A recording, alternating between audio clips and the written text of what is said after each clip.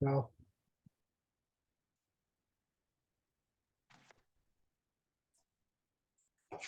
So did you do any, have you looked at Magha yet?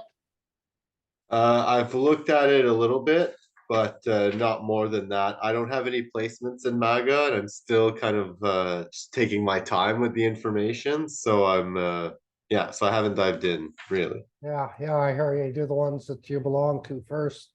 Well, just so you can understand them, right? Like, because I find it's harder to relate without the placements. Yeah, it is, definitely is. I was just looking to see if you had any Magha in your Navamsha. Oh, I could. No, you don't have anything there. You've got Oh, the it's Sun that's and a, Ascendant and Purva Falguni. that's it. Purva Falguni. Yeah, yeah. Well, I don't mind if we do Purva Falguni today. Then we want to skip Magha for today since I'm the only one. We can do Magha next time. You want to skip Magha and do Purva Falgun? I don't know. Are you ready for that? Well, we're going to warm up into this. Will warm us up into Purva Falgun. Okay. And this way I make sure that you show up to the next class. You know, I actually can't. I'm doing a silent meditation next week again. Oh, really? Yeah. Well, we'll see what happens because I have to. What is that? We'll see what happens because I'm gonna have to take a week off here soon because I've got a crack in my computer screen. And Uh, probably I was thinking in Toronto, I might get them to fix that. okay. And so we'll see what happens. Maybe next week will be canceled. And so I know you're not going to be here. You've There been you go. That you've works been my out. steady these last couple classes. So maybe it's a good day to take off. So Yeah. anyways, there's like that. Hey, do I have any Magha in my Navamsha? I think I do. No, I don't have any Magha. So Magha is the people who have Magha. These are the people that are like, they're totally into like just leaving the body.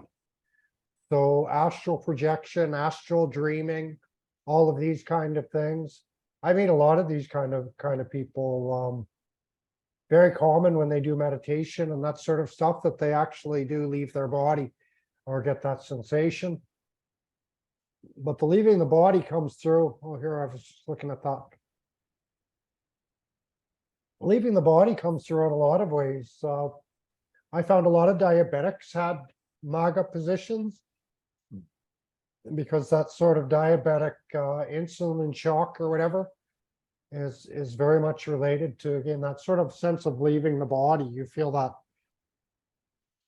sense of rising up above yourself.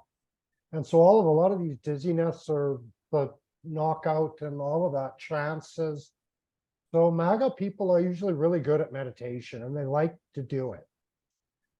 They generally say drugs and alcohol aren't very good, but if you see Magha and there's some harsher placements there, chances are they're doing drugs or alcohol to leave the body. And again, I see that a lot of times in this kind of consciousness communities, mushrooms and things like this, where they get that sort of out of body experience. And I'm not recommending that as the best way to do it, but it's quite common. What is the best way?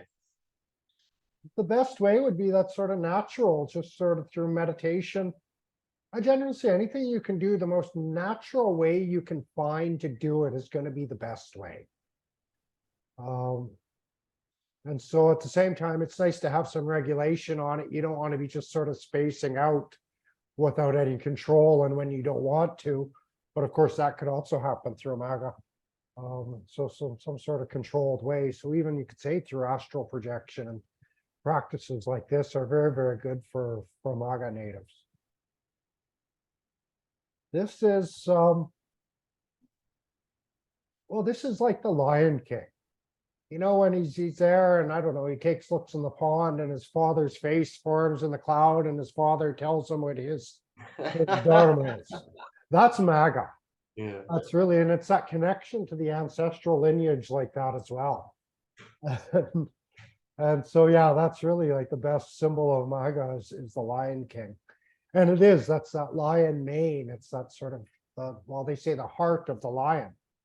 The magnificent, the most important, the magnanimous, the mighty. All of these sorts of things come into play with it. The Maj, if you're thinking tarot cards and things like this, the Magi is very much related uh, to Ketu. And I just met someone. He was like this English guy. He was actually he had a few Maga placements, and he was actually initiated into the lineage of Magi in the UK at one point. And so all these things kind of get related with it. Oftentimes they might have, like, there's the basilisk or the red flame or the red dragon gets related with this. And you see this on a lot of coat of arms. And so it's that, well, the coat of arms is that sort of symbol of the family legacy, the family heritage. And so you'll see that a lot with Maga natives. They have these sorts of things. Banyan tree is worshipped for its connection to ancestors. It's funny, these folks are like the mighty lion, but their sexual expression is just like a male rat. And so they can be very dirty, very quick, very probably difficulties in their sexual life and their relationship life due to that. It says it rules over things like, well, the Goron and the cold, mountaineers devoted to ancestors, but also the traders, the heroes, the carnivorous beings, and the women haters. And so you get all that sort of connected here. So I'm curious. My nakshatra is, or sorry, my moon sign, I believe, is the female lion, and I typically am not a fan of like Leo energy in general. Does that have any correlation with Maga being a male rat? Whereas in, like, I've got the female lion and I see a Leo placement in Maga, and then it's like male rat, and I'm like kind of like ugh, like uninterested. Yeah, well, what you might find is, especially on the women on this regard, the women would be more aggressive because it's a male rat energy, so it's a masculine energy, and the women would be more aggressive, and you might just see them as kind of dirty whores, if I can say that out loud. Um, and that's kind of would be your perspective, where you're the mighty lion, and so you need someone really who will keep up to you in that regard. Because it's like, what's the lion going to do to a rat? It's just going to eat it. Yeah, that's how I feel. Yeah, and so there won't be any satisfaction in that either. Yeah, it's like I feel like I can crush their egos in a way, in some way. Yeah. This kind of thing. They're too big and mighty about that. Um, I just heard a story recently about, and this was an Instagram thing, but whatever. There was a story of the donkey and the lion getting in an argument, and they go to the tiger to celebrate, to settle it. And the lion is right, but he gets in shit for sort of arguing with the donkey. Right? So that's the same thing. It's like, what are you doing trying to make love to a rat? You're better than that. And so you might feel that sort of thing. Sage Anguirus, the one who sprung from the coals. This is actually, in a sense, Magha placement. It's ruled by Ketu. So this is the Ketu Nakshatra in there with the sun sign. And so in a way, this reminds me almost like a disco ball. You know, you shine the light on the disco ball and it just scatters that light in all directions. And that's kind of how the lion's mane does. It's a scattering of rays in every direction. And so there's a lot of light, and sometimes that blinding light. And so you get that Sage Anguirus, the radiant one. That's also interesting because Magha relates with, I always get this confused, but with the infrared light, which is essentially like, we feel the infrared light from usually like light bulbs and things like that. We feel it as heat. And then, like, all the heat sensing cameras and the night vision stuff, that's all picking up the infrared energy spectrum. And that very much relates with Magha. And then Anguirus is also the radiant one. And so there's that radiant heat. Something often radiates from Magha natives. It's like they kind of shine in every direction. There's also, because it's Ketu, there's some similarities come into this actually with Ashwini. Because it's the first Ketu ruled nakshatra. This is the second Ketu ruled. And so there can be something that's kind of headless about it. and that's really that. Well, it's also that headlessness that gives Magas a great sort of creativity, like the Magi who can just make something from nothing. And so it's this really, really sort of wonderful intelligence, this sort of world of wonders with Maga. And it's really very much about that sort of childlike, really that childlike wonder, that childlike awe of the world. Probably connects as well because the Ketu, so it has no boundaries, and so it connects with imagination and some of these subtle realms that, well, Magas are able to sort of cross into and go back and forth through. And so they usually radiate a lot of light and a lot of confidence because they really don't care. They often don't have a very, this Ketu world, so they don't have a very strong sense of personal identity. And so this is also the Maj, like you'll see a lot of people with this too. I think I mentioned it with one of the earlier nakshatras, but also they're willing to take up kind of any costumes and kind of dress up. And so you'll see some cosplay stuff here, or you see a lot of Maga people, they're dressed very unique way, like you're kind of strange or odd in the way they dress. They might even like wearing capes and things like that. So, and I've seen quite a few Magas that do like wearing, especially the cape seems to be quite a symbol of Maga. I got a little bit about the male rat. I think we can quite imagine the sexual energy of a male rat. We don't need to go on that too much. And so you get the banyan tree, which I mentioned is relating with ancestors.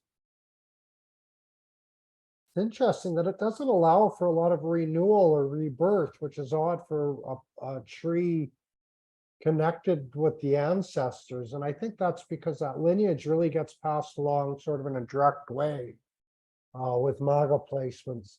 And so it's not like the Lion King could go off and take another job, for example. He was like, he's the king, you're the king, that's it, you're the king. You can't change that in a sense.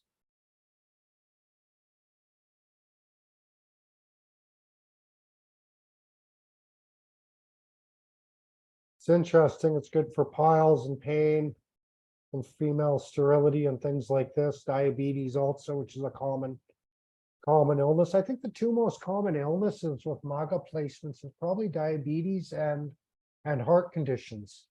Lots of heart conditions with this placement. But not just heart conditions, as we see, there's like heart surgeons have this and people who've kind of mastered the heart.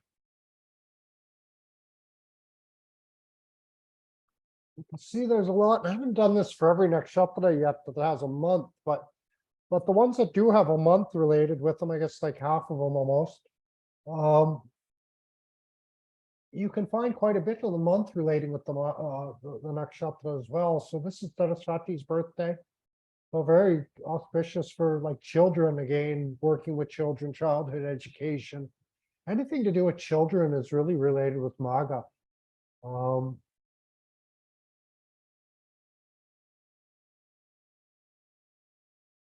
Oh, it's interesting. Bhishma revealed his knowledge in Magha. Mahashivratri happens in the month of Magha. And it's a very auspicious day for magic and sort of black magic type stuff on Shivratri. I kind of actually, that's sort of my, what could I say? That's like my New Year's. I consider Shivratri like that. Navratri also happens. Interesting. It's also on a Magha. And so Navratri is the 9 nights of Durga and the fall harvest festival kind of stuff. Well, wait, that can't be.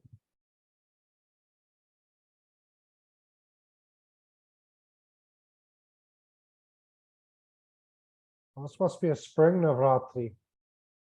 Got something confused. Mahashankranti. Yeah, I've got something wrong here because Mahashivratri and Mahashankranti don't happen in the same month. So anyways, I'll have to check that.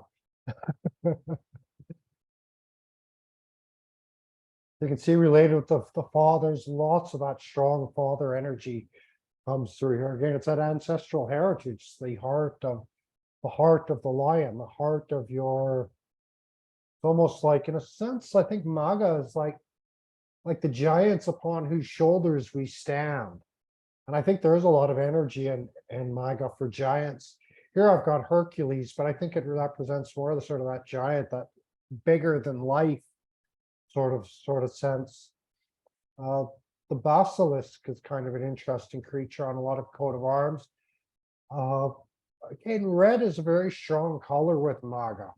And I think it's very strongly connected, especially to the basilisk, to the like the fire-breathing dragons. And there's ice dragons and different dragons in the zodiac that we'll come to see as we go. But I think that really, that fire breather and the dragons, and oftentimes the like kings, usually they were protected by dragons in a sense. And so people, anyways, they were scared to go in and sort of try to upseat the throne. One of the main symbols is the throne, is the power. Sometimes that comes out as like a chairman. That's a throne. You've got a chair, someone, chairman of a board, these kinds of seats or chairs that people take can get represented through a Magha.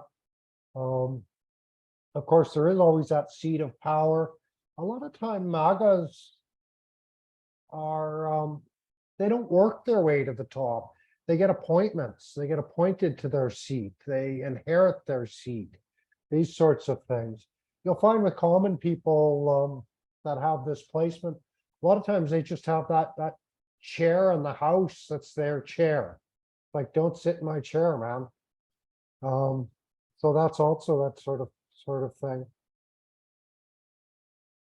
Antimony, this is something I want to research a little bit more, because I think in Western mythology, it has some, anyway, some extra sort of knowledge in with that. We see it used as medicine. It could have been poisonous. It's antimony, meaning the monk killer of all things. And then it relates with like, well, aloneness. It's not found as a metal. It's not found unalloyed. Or we could say, in a sense, it's not found unallied as well. And that's sort of something the king does, is sort of brings unique elements together. There's something quite Kundalini also about Magha, and that way that it brings all the different parts together, which is what a good king does, right? He unifies in that sense. And so like this, and the king will never get his power without having some powerful alliances. There's an interesting thing with this. They used to have it sort of as a tablet, and they would use it for killing parasites. They would eat this tablet, and it would just go through the system and kill whatever parasites they had, and then they would shit it out later. It was just a chunk of metal, basically, that they swallowed, and so they'd poop it out later and take it out of their poop, and that family would sort of keep that, and it would go through all the generations. And God, how many people ate and pooped that out? And so that was another sort of a family heirloom type thing, which is the sort of thing you also find in Magha placements. Now we can see the nose, the lips, the chin, all sort of related. I think the chin is a very sensitive point because it's a knockout point. And so while knockout punches often hit the chin, and the chin sort of moves, and these upper parts there, when that sort of goes sideways, that's what knocks you out. It sends a signal and it becomes a knockout. But even in acupuncture, they said you could push really hard on that middle point on the chin and actually make someone pass out. That would be enough. But what you're doing there too is putting that pressure on the up here on the mandible area, and it pushes that back again and sends a signal to knock out. If you want to revive, anyways, that's the opposite point, just where the lip and the nose meet. Again, you can push really hard there and it'll wake someone up. So, just side little things about these points. And so we see the nose, the lips, and the chin.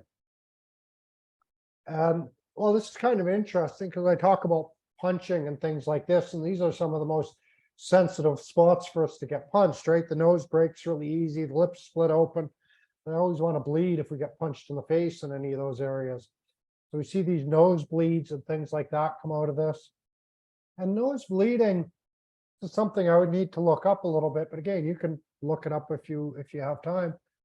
A lot of illnesses sort of nose bleeding is a symptom of that, one of the main symptoms.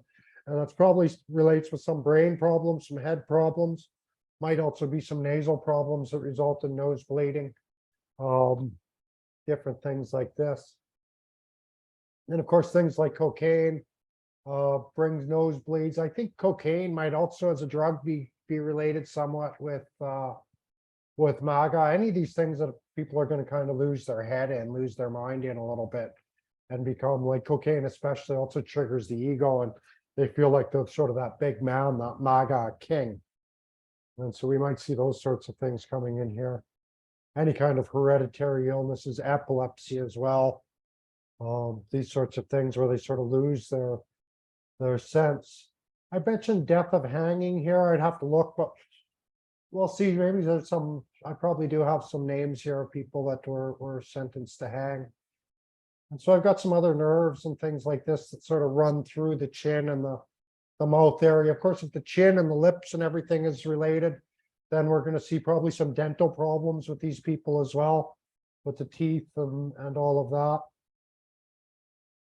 A lot of vision stuff. The founder of Lasik has his moon here. Assad, the ruler of Syria, he was actually trained as an eye surgeon himself. He's got his Mercury here. And so I think we'll see a lot of vision type stuff, vision, heat, people working with any kind of infrared as well. There we can see, here's all that stuff about leaving the body, the knockout punch. I had a lot of fun in researching that. It's some pretty interesting stuff. We get into the, what is this? Oh, the heart of the lion. Here we see 6 stars in a sickle shape, forehead of the lion. This is one of the 4, yeah, that's right. This is Regalis. This is one of the 4 watchers of the night sky. And so this becomes an important, what could you call it? Like a gateway nakshatra. And one of the ones who sort of watch over the gateways of life, in a sense. And so you can see the other royal watchers I mentioned here. This relates with the Archangel Gabriel. And so anyways, I didn't get finished doing that research as we see here, but you can easily look into that if you're interested. Angel Gabriel, I'm not really sure. Even in the West sort of says like there's a lot of violence and destruction and MAGA placements, but this is where military honors come in. There can be imprisonment, lots of big, high, lofty ideals, all of these sorts of things, magnanimous, very liberal, trying to help others out like that.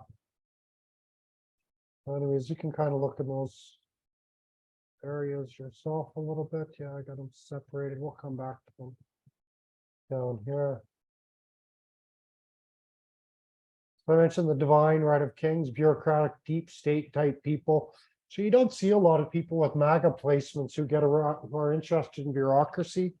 They often want to work alone somehow. They want to be that sort of boss. If they get involved with politics, it's to be the leader, be the head of state.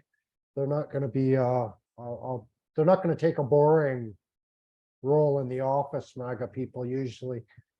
And so it has a lot to do with who they know. Like I said, they often get appointed to these positions.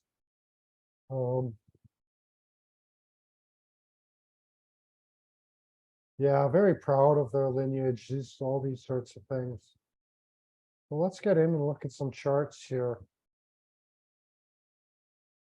Paramahasa Yogananda, he has this. Just pop his chart open here really quick too. Have you read Autobiographies of a Yogi? So it's a very interesting book. It will really reaches up into the magical portions of things because it really highlights Yogananda's tendency to sort of leave his body, to forget himself, to go into these very spontaneous yoga practices. Kind of that's why they called it, part of why they called it Kriya Yoga, what he practiced. And so that was a purification yoga. What Kriya really is that it's that spontaneity. It's clean and cleansing of the senses and cleansing of the mind. So it's not sort of getting in the way of your actions. You're kind of acting as a direct sort of conduit of God's will in a sense. And And so they really highlighted that sense of Yogananda and really kind of losing himself to a certain degree. You'll see that in a lot of bhakti people as well. They go into these sort of trances as they do meditation or they do their practices. That's kind of losing themselves, leaving their body. And so you see a lot of that with Magha positions. And so Yogananda, I'm not sure, I actually fixed this so his ascendant would be Magha. But when I look at the Navamsha, I've got a sense that his ascendant might be Purva Falguni, and not Magha. It's right on the cusp where I've got it set now. So just a couple minutes later, and it's going to go to Purva Falguni. And so that can be a little bit tricky. If we look at his moon is the 12th Lord coming into that ascendant. And so it's like really strong ability to sort of lose himself because it's bringing all of that 12th house stuff, meditative experience into his ascendant. So it really becomes a very, very strong sense of who he is. And he is kind of the magnificent one, really royal figure. And you'll see that a lot of these Magha natives. A lot of popes have it. A lot of royalty sort of has this position. People that are really on the top of their game. Gregory Rasputin, that was a great mystic that advised some of the Russian houses of royalty for a while. So these kind of things, even Ted Bundy, he was a common killer, but he had a very big ego, really strong, powerful sense of who he was. Yeah, we can kind of say the same, Bryan Adams, Dale Earnhardt. They're all kind of musicians in their same way. Something else I think we see in Magha is a lot of photographers, like a lot of people working with film and light and these kind of things. And again, a lot of infrared light will also come into there. I just want to look at this guy's chart because it's quite interesting and I think it's accurate.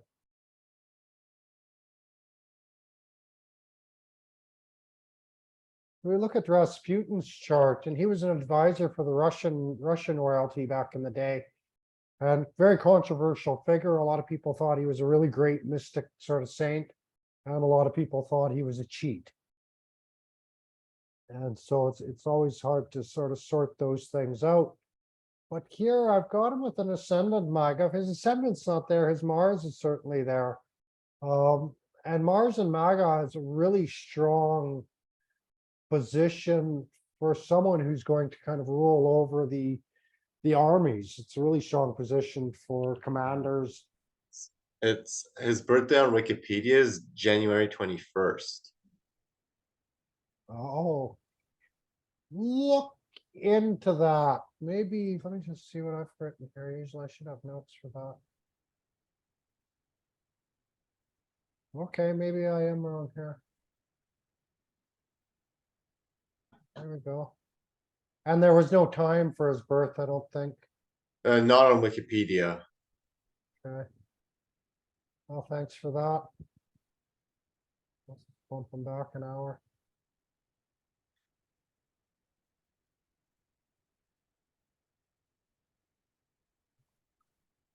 On it.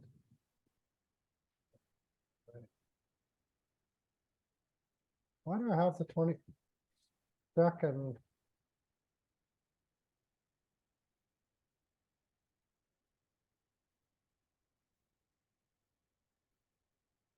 They have it the 22nd there. Interesting. Yeah, this is given the 22nd here, but I think I just saw something. Yeah, this is giving for the 21st. The 21st. Interesting. So I will switch it to the 21st because there's more. 3 people said the 21st and only one said the 22nd. So I'll make that switch.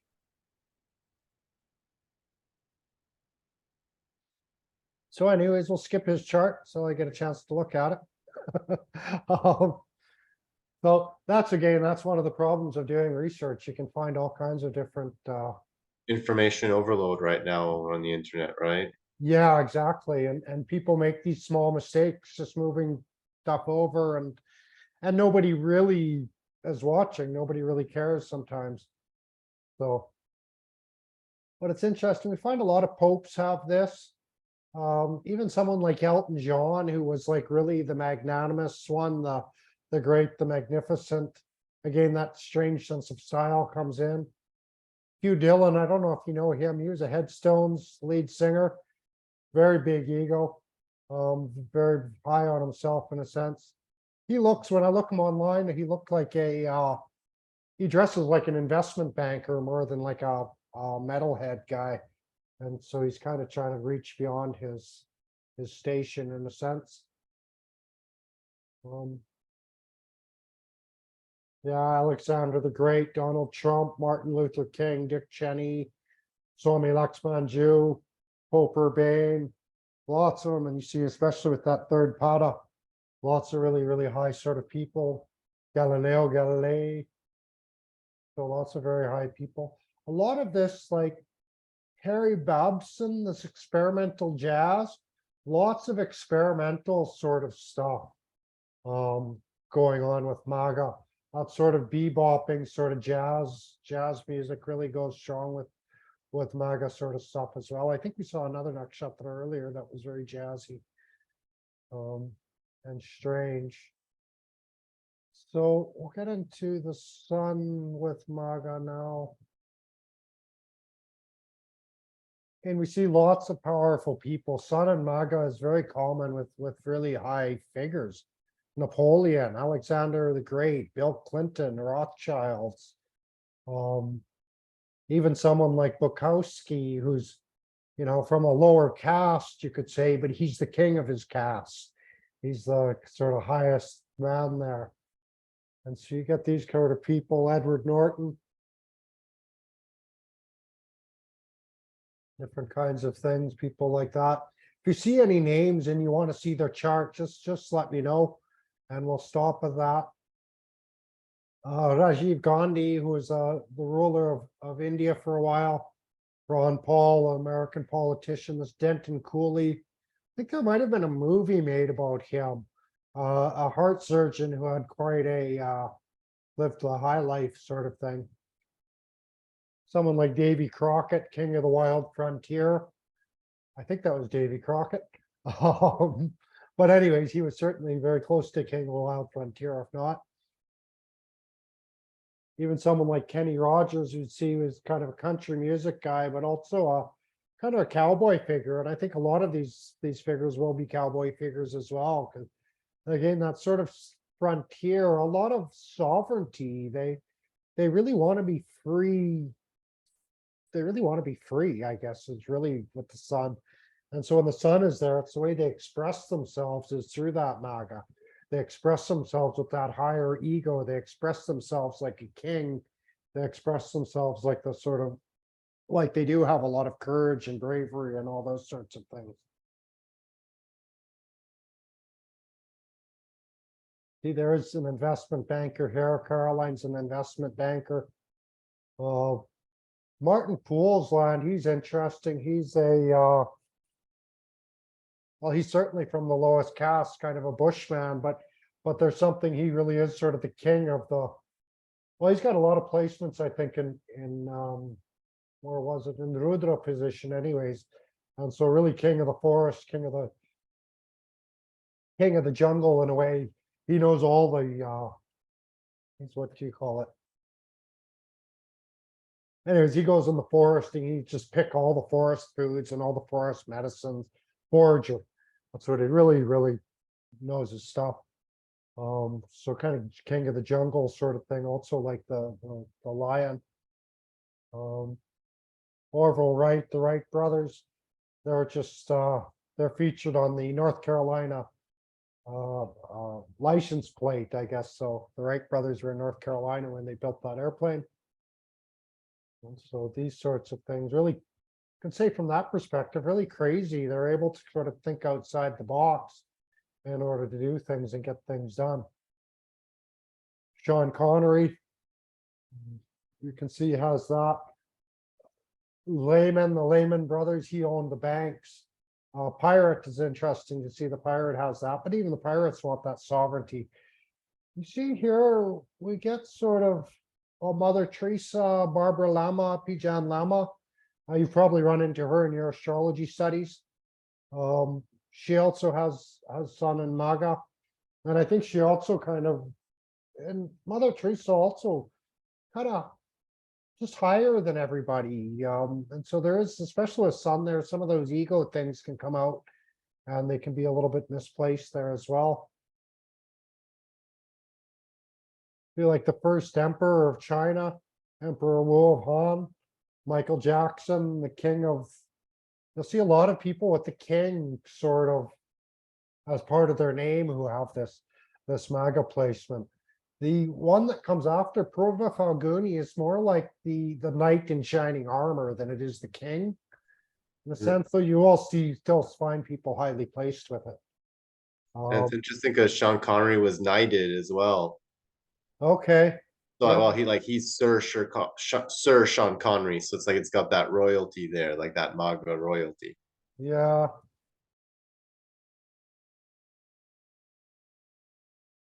Okay, he's got everything in Maga, Sun and Maga here.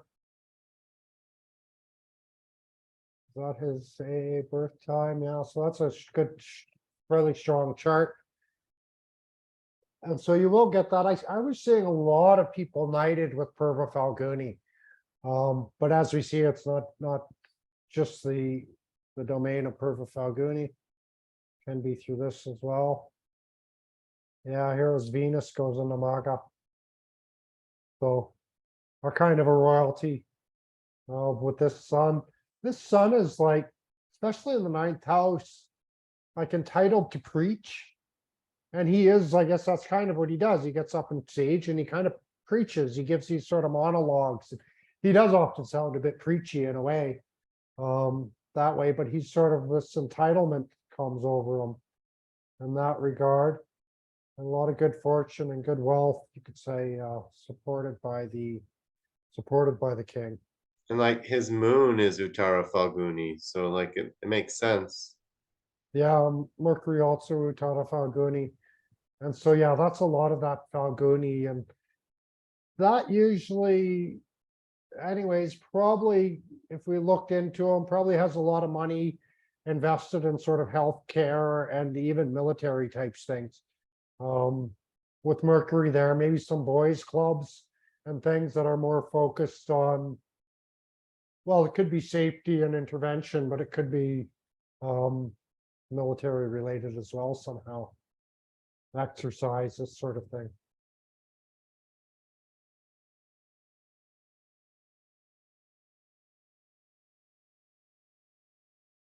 So that's Sean Connery. I'll just look at Robertson Davies' chart here. He was actually, I don't know if you ever did get around to looking up any Robertson Davies. But his Deptford trilogy in particular deals with deals a lot with magic, like this, and a lot of his novels do. World of Wonders is one of the names of one of his novels. That's not in the Deptford trilogy. I think that's in the Dempster trilogy, I believe. But he was always kind of looking to magic and the saints and the miracles, and all of those things come out in Magha Nakshatra. Even someone like the Emperor Wu of Han, I think he used a lot of the gunpowder and things sort of came off as being very miraculous. Even the fireworks and things like that's that sort of world of wonders that they're trying to make people, in a sense. Well, what I say is the main technique of any kind of energy healing is to sort of chop off the person's head first so they don't know what to think. But in a sense, you can do that as a leader as well. And even against your enemies where they don't know what to think. They don't know what is real or what is not real. Like I was looking in World War I, and I wouldn't be surprised if they're doing this also in Ukraine, Russia right now, is they had inflatable tanks. And so they would inflate all these tanks to make it look like they've got a much bigger battalion than they actually did. And that's sort of this magic, that illusion that that MAGA wants to work in. See, someone like Stephen Wolfram has this. He was a really great mathematician. Alan Pinkerton, the guy who started the FBI, sort of spooks and ghosts in a sense. G.G. Allen, it's interesting to see his son here because he's a punk music player who was, well, in a way, he was kind of the king or the Jesus Christ of gore punk in a sense. Quite an interesting character that way. We're going to look at Robertson Davies' chart here quickly. Let's see. So this is showing 7 a.m. by memory, and as I say, it seems to be working for him. So this gives him the sun and Magha and his ascendant. He also had a big, like, you see pictures of Robertson Davies. Yeah, almost like the big lion's mane, a little bit like me in a sense, but more dignified, much more dignified. And dignity was very strong for Robertson Davies, I think, as well. And that's sort of, and even for Magha people, it becomes very strong.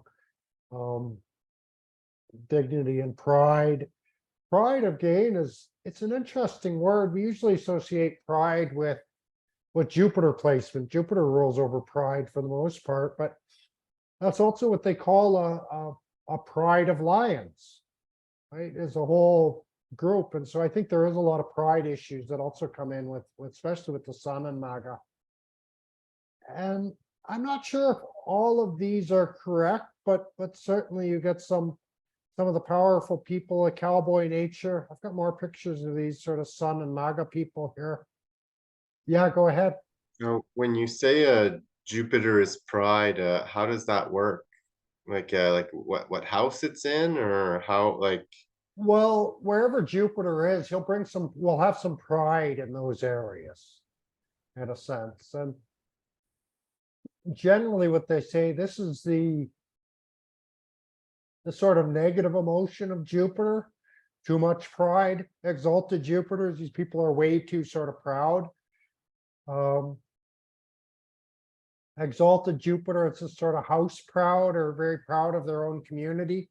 And so sometimes they get a bit blinded by this pride or this overexpansion due to pride. And so that's why we say it generally relates with Jupiter. It's sort of what's the problem with most Brahmins? Why people don't like Brahmin people? Because they have too much pride, in a sense, too much of that ego, too much like, oh, I'm a Brahmin, look at me, in a sense. And so, yeah, that's kind of why we relate it with Jupiter. But I think it also has some relation in Magha as well. It's the magnificent. And so they kind of get up beyond themselves in a sense. But you can see some very powerfully placed people here. Michael Jackson, Orville Wright, people that were like the king of their field in a sense. There's Robertson Davies, you can see him. Alexander the Great, they figure he had this. Scott Cook, another musician. So you see Scott Cook, Lane Stanley, G.G. Allen, Michael Jackson. You see a lot of magicians with this. And it might be because even that connection between the word musician and magician. Right, very close, these two, magic and music. And that was just people with the sun and the ascendant. And so sun and the ascendant in Magha is going to be very strong, of course, because it's in its own sign. And so that sense of pride, that sense of purpose, that really confidence really comes into these people, that they can express and do whatever they want, in a sense. And so it's very strong for them. The second house, we're going to see it more in their face. And you can see there's a sort of similarity. Denton Cooley is the heart surgeon. Lehman, the Lehman brothers, but a banker, basically. And the sun would be very good in the second house because their whole life would sort of revolve around savings and banking and some sort of elite banking systems and that sort of stuff.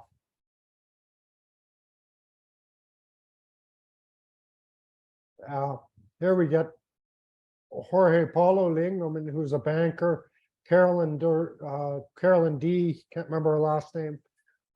She was also like a finance lawyer, kind of working top corporate banking sector sort of a job. And so they can reach very high position. Probably a lot also in the second house. Their father would also have a very high position. With this sort of thing, their family in general would be like kings. They would come from a kind of a royalty in the family somehow. And so Caroline also was always in sort of competition with her father and her elder brother. And she sort of kicked both their asses when it came to banking and job and position in that sort of financial aspect. She did very, very well for herself. But it kicked her own ass and she just wants out of it. Now, I think she's mostly out of it by now, probably, actually.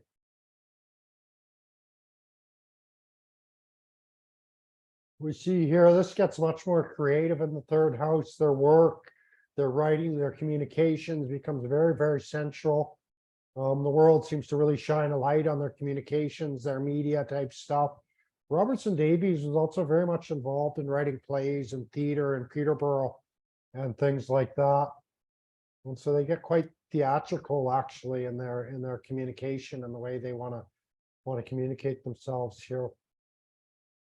And this is, well, third house, it's another house of the self.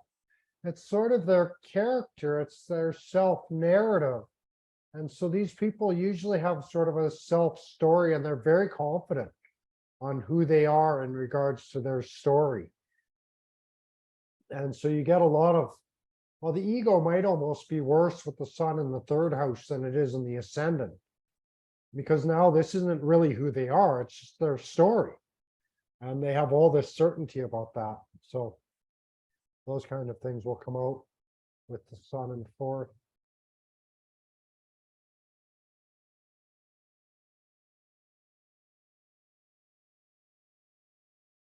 Interesting. We look at sun in fourth house here. Jitendra K and Dwayne G. Both of these guys are, oh, they're probably on the edge of being outcasts in their society anyways, but they're fairly stable where they live. So their home and their community sort of take central position in their lives. And both of them actually do a lot of work to sort of support the community and support the lowest people in the community that way. Chances are, I think they'll both inherit a bit of land as well through the family, and especially through father figures and things like this. But they usually don't grow up in a very comfortable home because that sun in fourth is too hot, too much. The father has too much say in the home, too much trying to perfect everything in the home where everybody just wants to relax. It's kind of the difficulty with the sun in fourth house like that. Here we get, well, this shows Rothschild has this position. I'm not sure. Same with Usain Bolt. I'm not sure if he had an accurate birth time, but Aseel and Charles Bukowski, both very good writers, very creative, very original in what they're going to try to do and what they're going to try to write. It's going to come out in a very unique way somehow. But there's also, in a sense, the fifth house is kind of like these competitive risks we take. And so we do see sports there. And so the sun, these people will often be the champions. They'll beat the rest. And so you get someone like Usain Bolt as possible. If I see his chart, we think of fifth house in regards to investments, then this will also be very, very good for investments. These people might dote on their children, students, they make very good teachers and things like that, become the center of their whole life, their whole existence. And so very good for all of those sorts of things. Yeah, capable of dazzling the audience to a certain degree. And I think that's what Charles Bukowski did. I'm pretty sure that's Aseel is also quite capable of sort of dazzling the audience.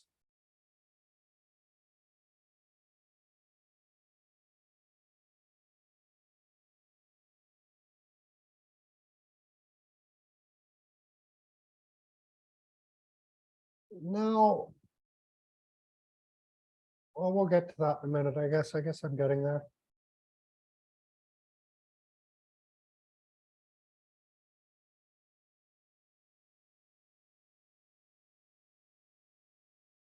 So this is interesting because I see Martin Poolsland and the Pedicama brother both have this position. And they're both probably fairly similar.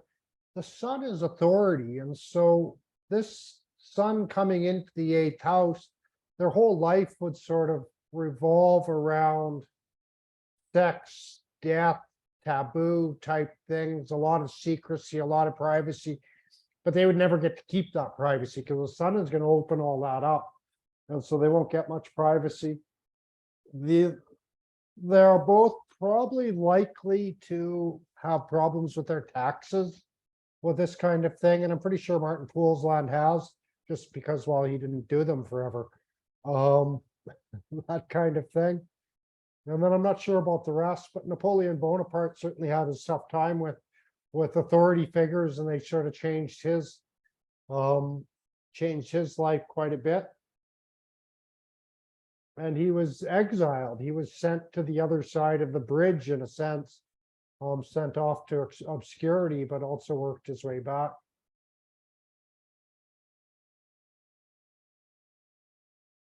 Just have a look at, did we look at Sean Connery's chart? Yeah, we did look at his chart already.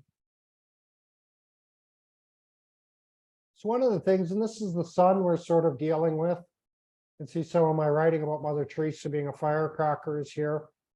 And I think we see like a lot of very sort of fireworks, firecrackers, all get sort of associated with Napoleon Bonaparte, Emperor Wu of Han.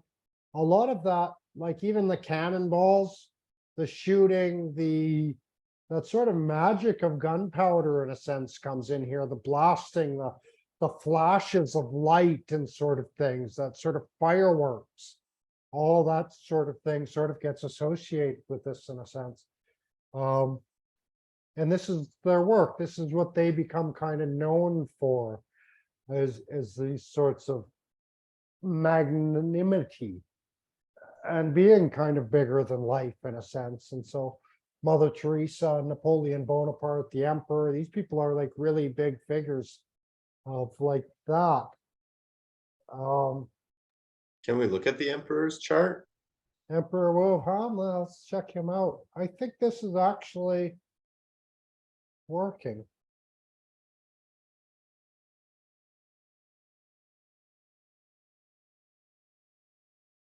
Well, I don't have any notes there, but here we see, this is why I think it's working, because you see that powerful sun Mars in the 10th house. It's a very powerful leader.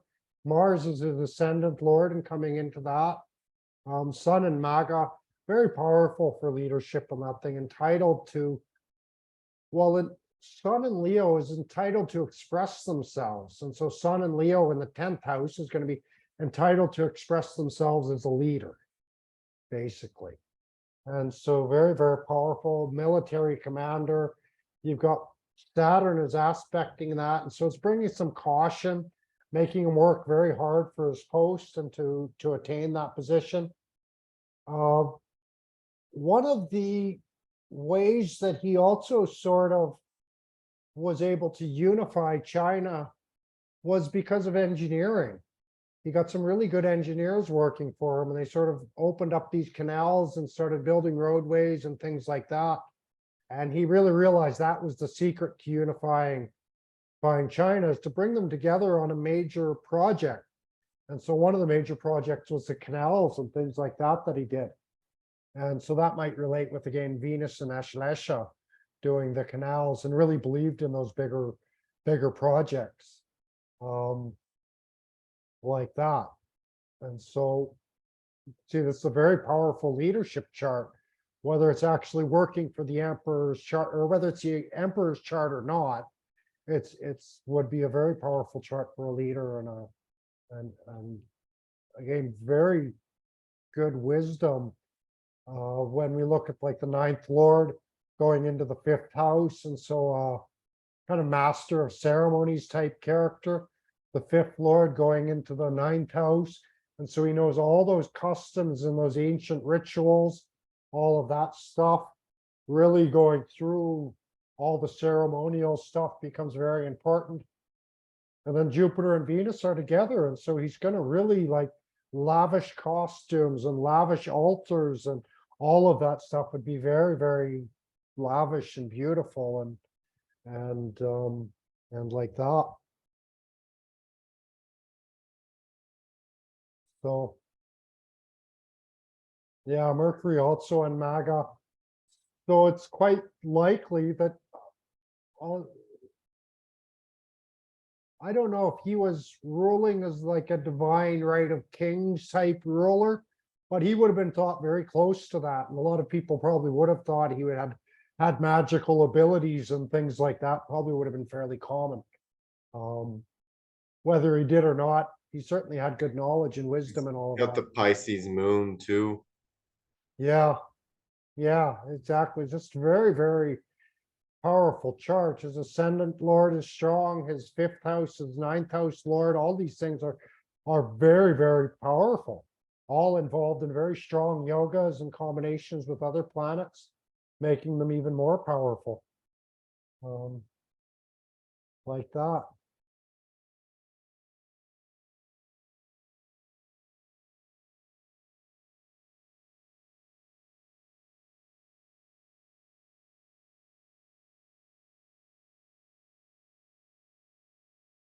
So anyways, I think there's a good chance this chart is working for the king.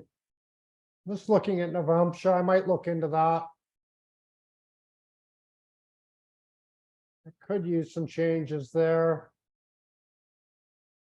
But maybe not, because this Venus, the unity is coming into national unity. And so that would have helped to bring everything together that way. So this might also be, this might be working. So yeah, that's the great emperor. And so that's someone like Napoleon Bonaparte, also something probably similar in his chart.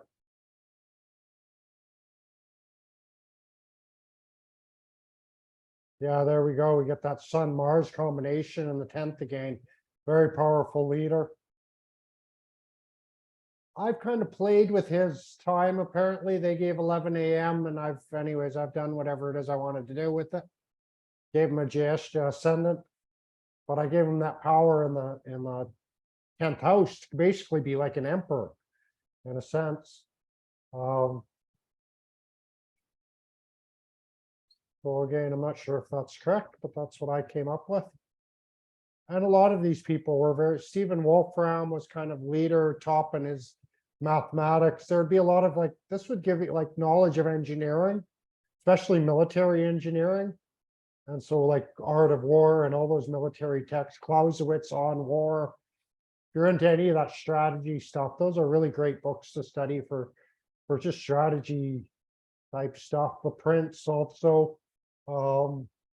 There's another book that would really relate with this kind of position, because they're such a strong leadership personality that they would vary, and he has Rahu aspecting all of this. And so he'd be very close to kind of these sociopaths that we see become CEO and top leaders. Just too much me, and too much power. I need more and more power, especially with the Rahu aspecting. And so you get these sorts of characters.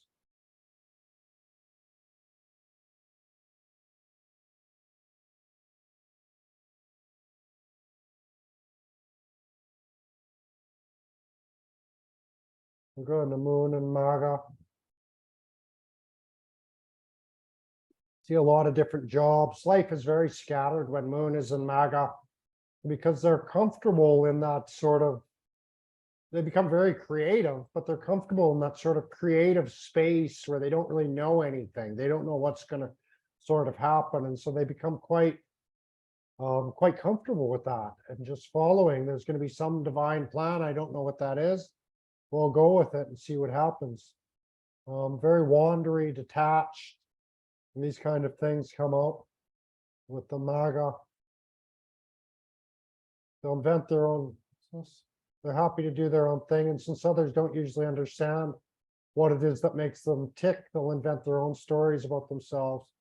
They can be a bit of a blank screen for others to project their ideas upon. And that's quite true with Magha. Any of those Ketu placements are sort of these blank screens that can be quite influenced by others. They don't have that strong sense of personality. And you can read into those on your own.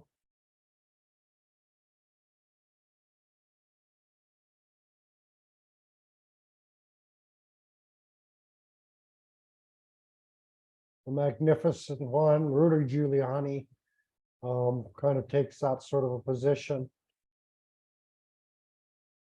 You can see Yogananda has some places here. Saw a lot of heart attacks with this position. Nikita Khrushchev, Alexei Navalny. It's interesting where the sun seems to give a powerful leader. In a sense, the moon almost seems to be like a powerful, like opposition figure. Of course, there are some leaders here, Margaret Thatcher, Khrushchev, sort of characters, but the moon almost seems to be more of like a cultural leader and a cultural ambassador in a sense. And that's where we see much more like Leon Tolsky, these sorts of characters, even Taft, Khrushchev, Navalny as opposition leader, these sorts of characters.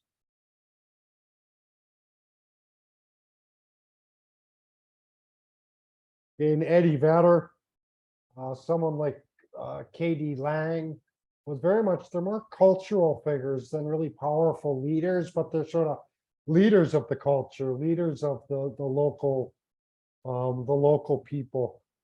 Eddie Vedder, in a sense, he's the leader for a lot of people like me these days, sort of really intelligent guy, disaffected from the system. And well, there's always debates. Anybody who sort of makes it like he did had to sell out to a certain degree, but at the same time, he did what he could to get out of the system. Even someone like L. Ron Hubbard, Dianetics religion. I don't know if you've read that book, but he's that's who is he? Dianetics, Scientology, I think, is related with Dianetics as well. So Tom Cruise's religion, and that was all related with L. Ron Hubbard. And that has a lot to do with like that sovereignty of the individual comes in with that sort of philosophy. We see big guys like Winston Churchill there as this, but right away it sort of kind of drops into sort of just more common people. And so it's not like the big kings can't have moon and Magha, but they're maybe born into a kind of royalty where they're comfortable in that spotlight, in the limelight, in that higher position, but they don't have that need to rule like the sun or even the Mars wants to be the big commander, whereas moon is just sort of comfortable within that culture of the elite in a sense. And so you'll see that with a lot of these sort of positions. Now, I just want to, I won't get there until further down, so I'll go through this.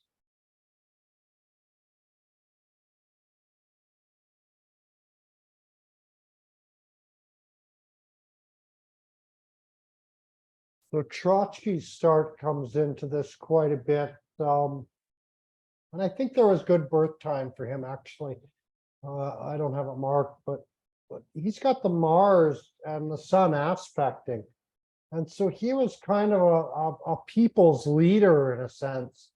A little bit of conflict over his life, whether he was bourgeois or kind of the anarchist that he wrote about and things like this. But he was writing a lot about revolution and these sorts of things. His moon is in Magha on the second. And so I think he was also more comfortable in the elite realms that his family sort of came from. And that was more his comfort zone. But he wanted to do a lot, like Jupiter is down there in revolution, the eighth lord going into the ninth house.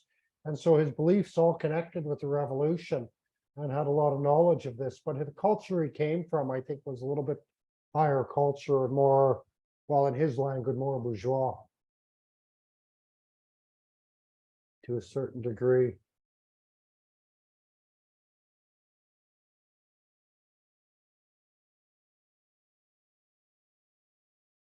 Yeah, Albert Speer was kind of the good Nazi. Might have an interesting chart.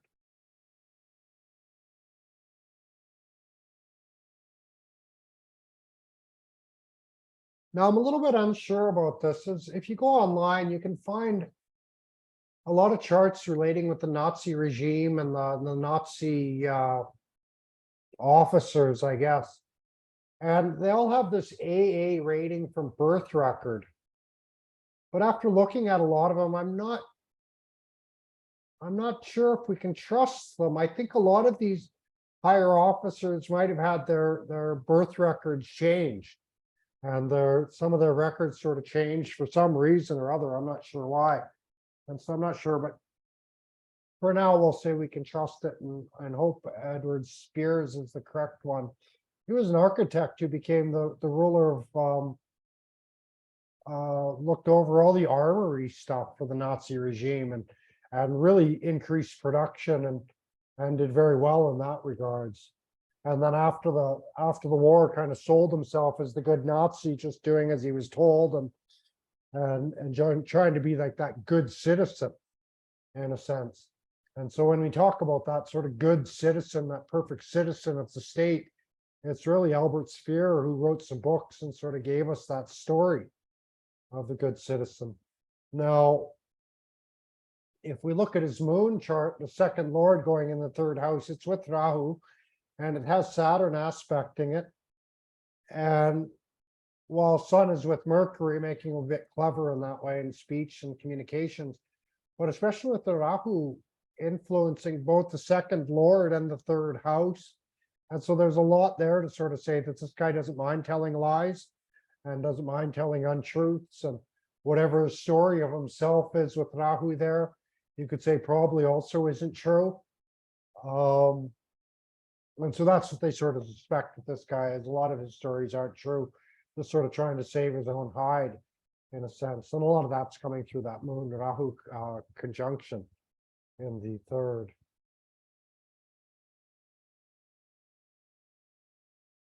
And so he really, again, I think it's that moon Rahu in his third. He was a big promoter of Hitler, of Nazism, of that sort of eternal cleansing of the Aryan race, I guess, in a sense. And so he was a big on that. And he was also had a lot to do with the propaganda regime. And so that's a lot coming through this third house that way. From that regard, Sidney Watson is also very involved with the propaganda realm, especially on the, what is it, like the American right-wing politics, I guess, generally. She's got kind of a YouTube show or a YouTube news channel or something like that. And so also very comfortable with that. And there's kind of nothing, and I think this is the Rahu, makes a lot of noise in communications, very fascinated about communications and networking and all of that sort of stuff.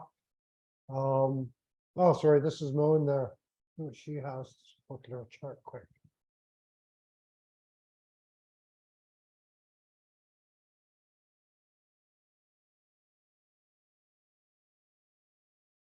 Okay, she's got Mars there, and so her propaganda is also a kind of a weapon.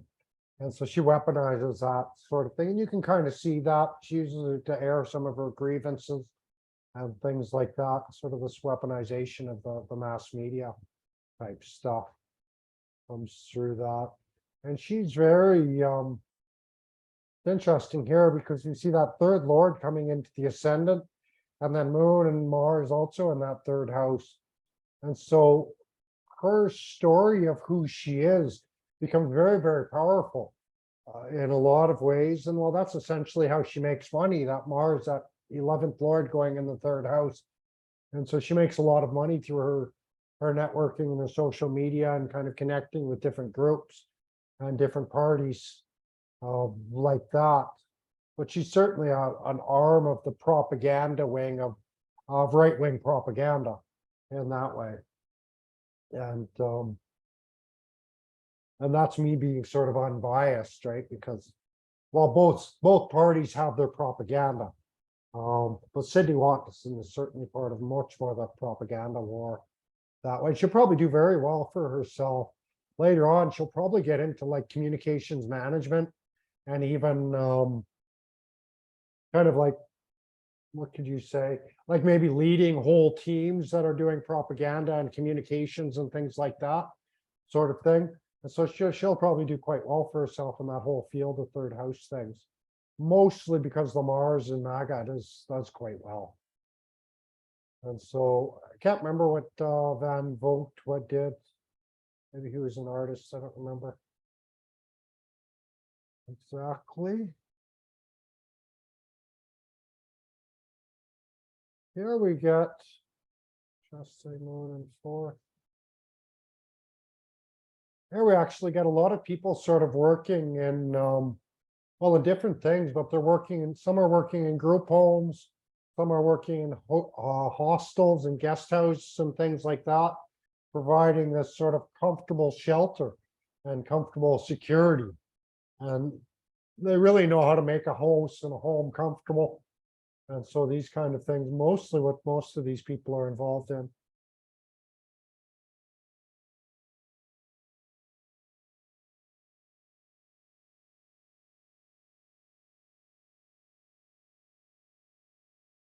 Sir William Taft, he was an American prime minister or American president. Taft? Yeah, I think he was a president for a short time. William Howard Taft.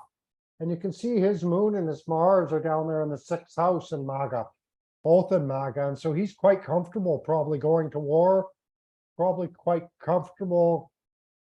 Even you could say, where's his son? Yeah, probably quite comfortable killing people also. I don't know what war he was involved in 1857.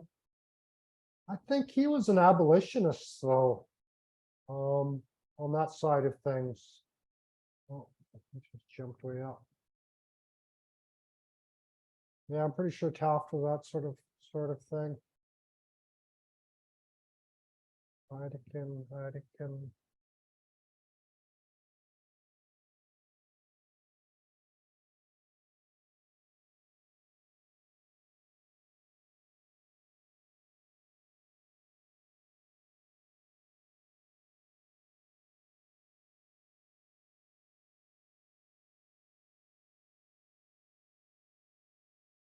So here's Mars and Magha.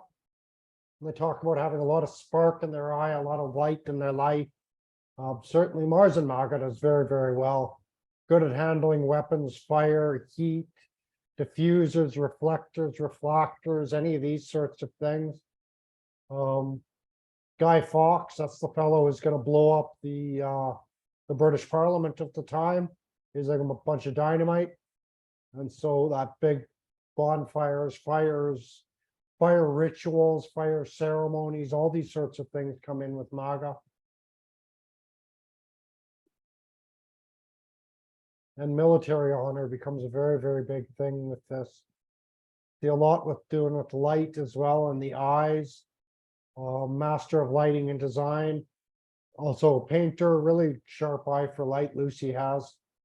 You can see lights and fireworks. King's probably setting these things off.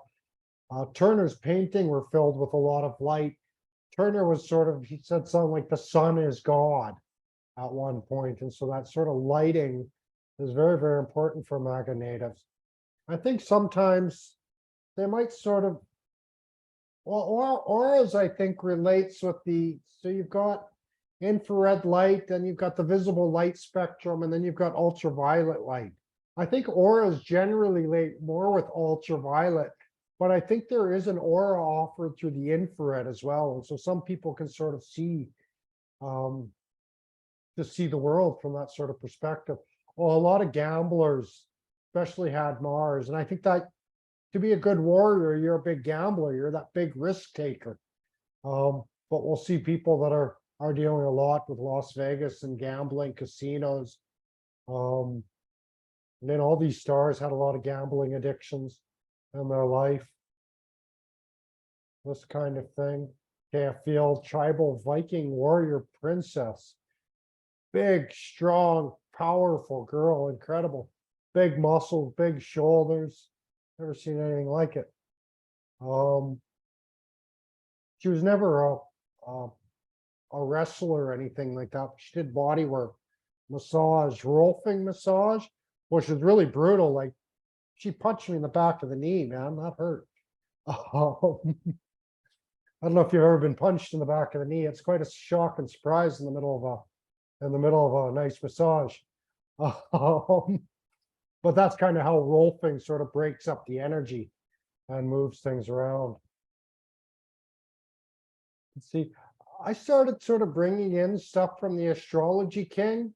It's more Western astrology, but I find a lot of what it says about these positions, it rings true. And so I started bringing a lot of that stuff into this research as I was going. You see, Howard Taft had this. Oh, maybe this is King. Maybe this was actually the unifying king.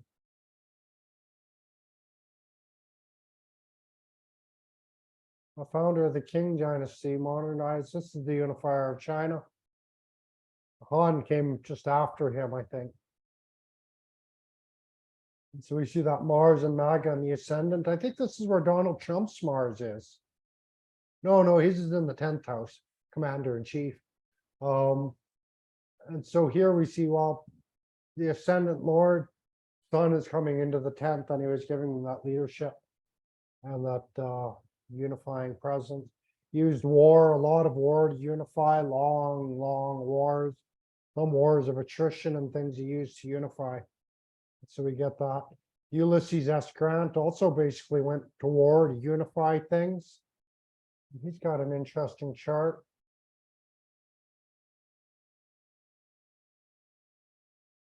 And I've rectified this chart, apparently not too much. Or maybe it was, but anyway, so I've rectified this chart. But here we get his commander in chief sort of credentials by Mars in the 10th house like that. And I'm sure when we get down there, we'll see that. Yeah, Donald Trump has this sort of position. Again, I think this doesn't just give sort of military science, but gives a sense of like, well, military science, but also very strong for engineering. And so you see Le Corbusier, the town planner. Of course, you need to be a good engineer for town planning and that sort of stuff. Ioannis Palkrisis, that's the guy who started LASIK laser eye surgery. And so you get that sort of laser light also gets involved with this. Frank Sinatra, I Did It My Way, I think becomes the power of now. Eckhart Tolle. I think there is a very strong sense of power of now with this Mars and Magha. It was very active to sort of achieve. Well, one of the things you'll find here is like people who get the runner's high and things like that, that Mars and Magha is that Magha, that sense of lightheadedness or leaving the body will come through really a lot of activity, a lot of action in the Mars way. And so you get those runners high, you get those workout highs, you get that sort of, anyways, a lot of times that feeling of leaving the body is also accompanied with a feeling of now, a feeling of presence, like you're rising up and you're just not just observer of the universe, but you're kind of observing your own self. And that's that sort of Ketu Magha thing that'll come involved in here. We mentioned the gamblers. Willie Nelson is a very well-known gambler. Terry Rams, he was a Hell's Angels biker, actually. An enforcer, so kind of a commander-in-chief of the army of Hell's Angels in a sense. Rocky Mariano, also a fighter.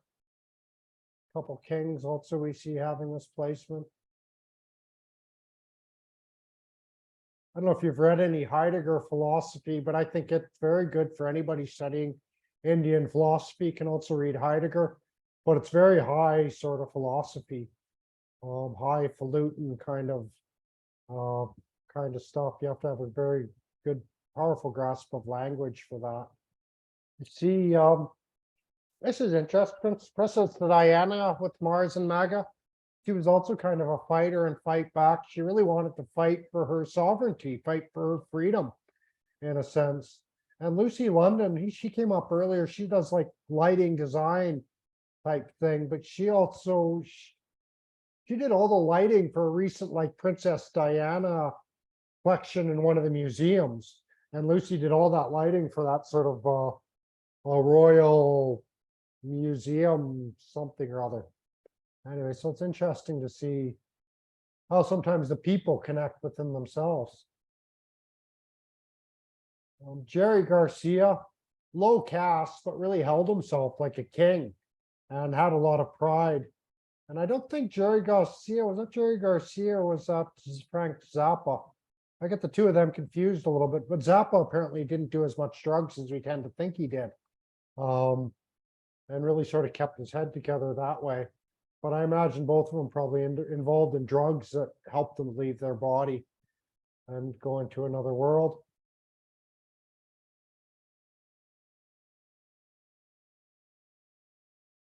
And some dancers, some musicians. Shaista is a musician, very new age in her music work as well. Does a lot of kind of really funky lighting on the stage and in her videos and stuff like that she makes. I don't know if you'd find her on my Instagram under Shaista or not. Can't remember what her Instagram name is. Alison Victoria, she's also a performer, an entertainer, a dancer, does a lot of swing dance stuff and things like that.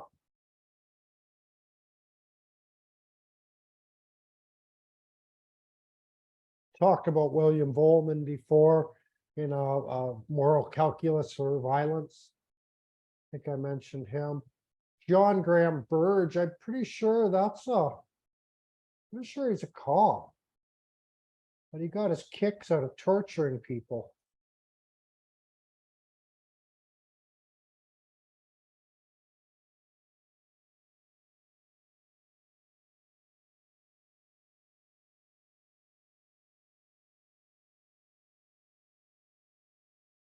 Commander of the Chicago Police Force, but accused of torturing more than 2,000 people. And this is one of those black sites the police had in Chicago, I believe.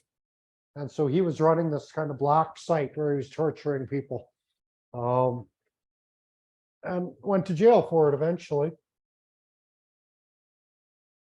No birth time, but I did this rough sort of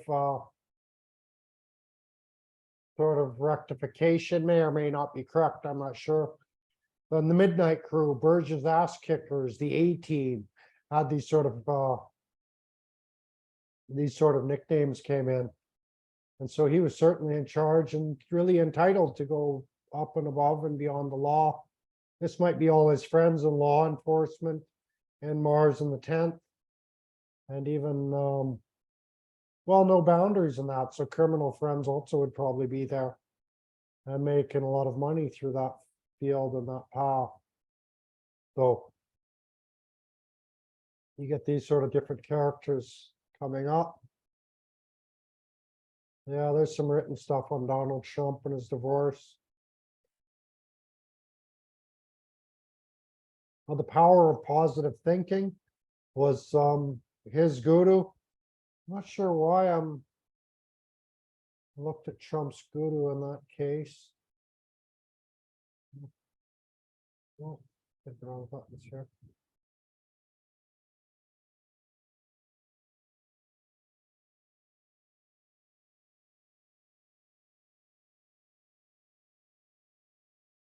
Oh, because Mars is ruling the 9th house. And so it represents gurus and things like that. It's that power of positive thinking. Eckhart Tolle had some positions like that, the power of now. And these sorts of things might come involved with that Mars.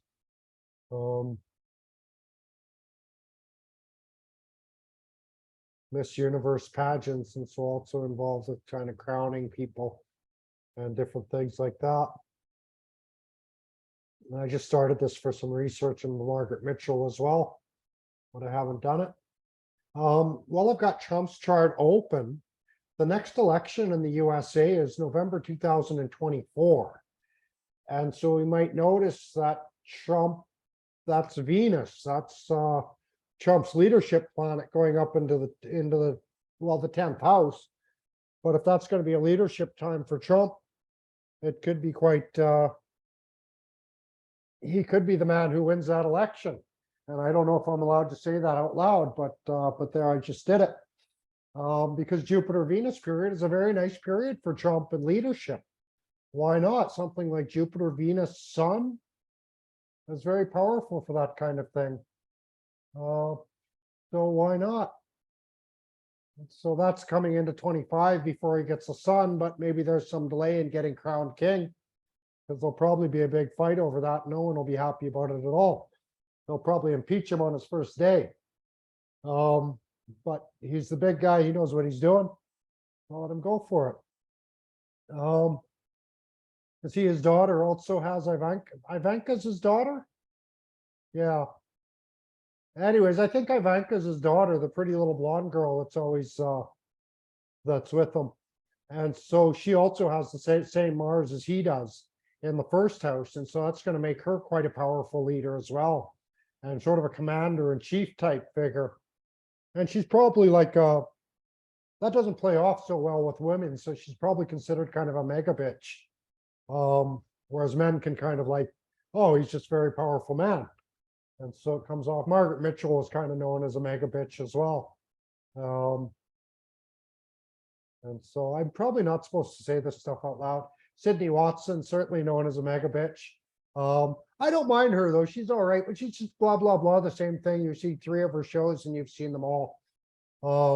Like that. That's why I kind of call her propaganda that way. And so that's like, oh, sorry, I just running down all the conservatives right now. But I've run down the liberals in the past, so I can run down the conservatives now and not be seen as partisan. So like that sort I of, won't tell. yeah, please don't tell anybody. Like this, I've said nice things about Trump before and his crew. And so I say nice things about all of them and bad things about all of them. So as Mars Mahadasha, we can see his breakup with Winona Ryder. That's going into the 10th. Let's just pull Johnny Depp's chart because I'm sure it's an AA rating. And he was like a pirate and everything, so he's pretty cool. Yeah, there we go. So yeah, this is showing AA rating for Johnny Depp. And that Mars is coming in. This is actually giving him a Yog Kataka Mars because it rolls the 9th and the 10th. And that's coming in the 2nd. So very powerful Yog Kataka. Mars is also aspecting the 5th. Very, very powerful for investments and even theater. That activity that he has on the stage is a lot of that's getting pushed through the Mars. Magha, that ability to sort of change his face in the 2nd house and take on different images and not being really attached to any of those images. But ultimately that image of being a sort of sovereign commander sort of comes through with him that way. Very commanding voice he would have and presentation that way. He's got Ketu aspecting this Mars, which actually in this case sort of helps him out. But it's also that Ketu in a 6th house that probably got him in trouble with his relationships and his women, because Ketu ignored all the red flags that he would have seen in that regard. And it makes him a bit of an empath, an emotional sponge himself, because it's with the moon. And so it just sort of opens all those boundaries. And well, Depp has a lot of his own emotional problems that way and doesn't really, not a lot of emotional attachments when Ketu is with moon. And so things can kind of come and go and he doesn't get attached to them, but because it's in 6th house, it brings him a lot of problems as well. But we can see how this Mars becomes in 2nd house in Magha or in Leo generally becomes very, very powerful. as Yogacaraka planet, bringing wealth, investment, leadership, the face of leadership. So probably becoming also the face of different brands and things like that. Very active in theater and expressing himself because of all that fifth house involvement. And then it's aspecting the eighth and the ninth house. And so he'll fight for what he believes in. But also get involved in a lot of sort of undercover, underground things, very sexually driven. Also, Rahu is aspecting his sex life and things like that. And so quite driven for sex. And that also foils him because Rahu sort of clouds that sort of. Anyways, he'll have sex with some woman without thinking, and it'll bring all kinds of problems to him as it has.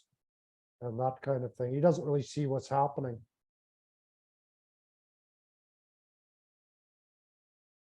But we can see this was his Mars Mahadasha, all these kind of movies, Dead Man, Donnie Brasco, Fear and Loathing in Las Vegas, the gambling stuff, the gangster stuff, a lot of different things sort of came out in that period for him. And really, because Mars is Yogacaraka, what happens in a Yogacaraka period is like those things stick with us for our whole life. Becomes very strong of who we are and the image that we see of who Johnny Depp is. So that really solidified his image into that sort of, well, partly gangster, partly gambler type figure, which is a lot how we see a pirate in a sense as well. Mars also rules his fifth house, so he had children in that period as well. We can see, and so this is Mars brings just so many different things. He had an abortion in that period, probably because of the Mars aspect on the fifth house. And so very, very interesting period.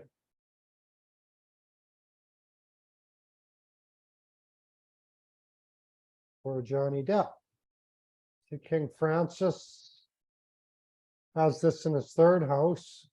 What is that? Mars rules the sixth and the 11th.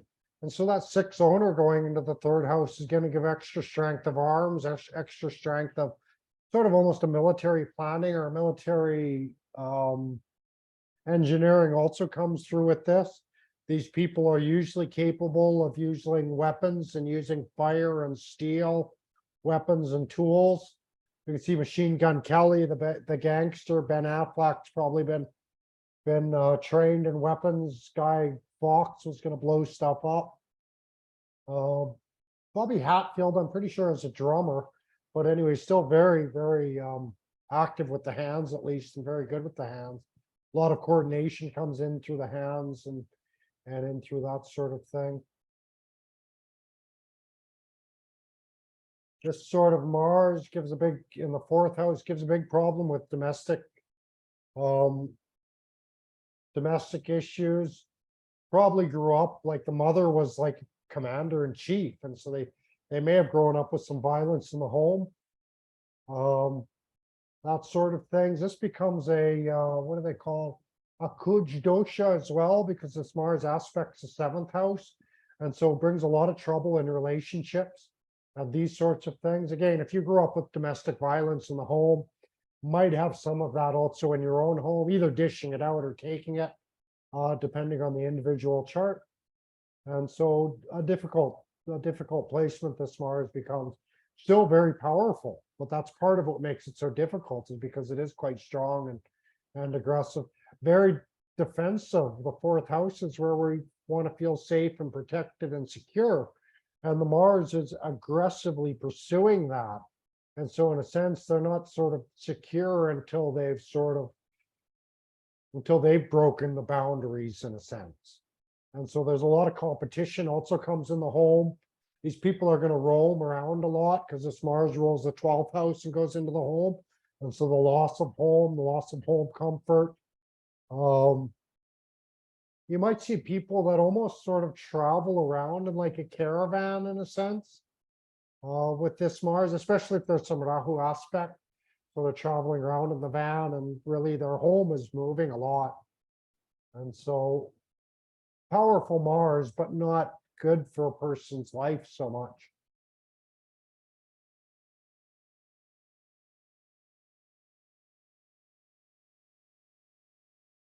So we see this Mars in the fifth house becomes quite good, really good for theater, really good for people who actively and aggressively sort of express themselves on stage, use their activities to sort of draw attention to themselves.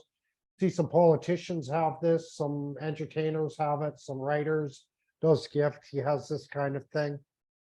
And so quite good for that, good for winning any kind of competition. Unless there's some Rahu Ketu position, they're kind of good gamblers, but they're not going to sort of go overboard in the gambling. If there's Rahu aspecting this Mars, then there's a very good chance they'll go overboard in the gambling. They really like the casino type places. That's even where they might have some fun. And in a sense, because this is Magha, it's like they're not really having fun until they kind of lose themselves, in a sense. And this is the fifth house. It's all about losing yourself in love, losing yourself in that risk, losing yourself in that other sort of person to a certain degree. And that's when things just sort of get started. Celebrations as well, a lot of very active fire rituals can be done in this, and fire celebrations, and that thing become quite good with Mars in the fifth.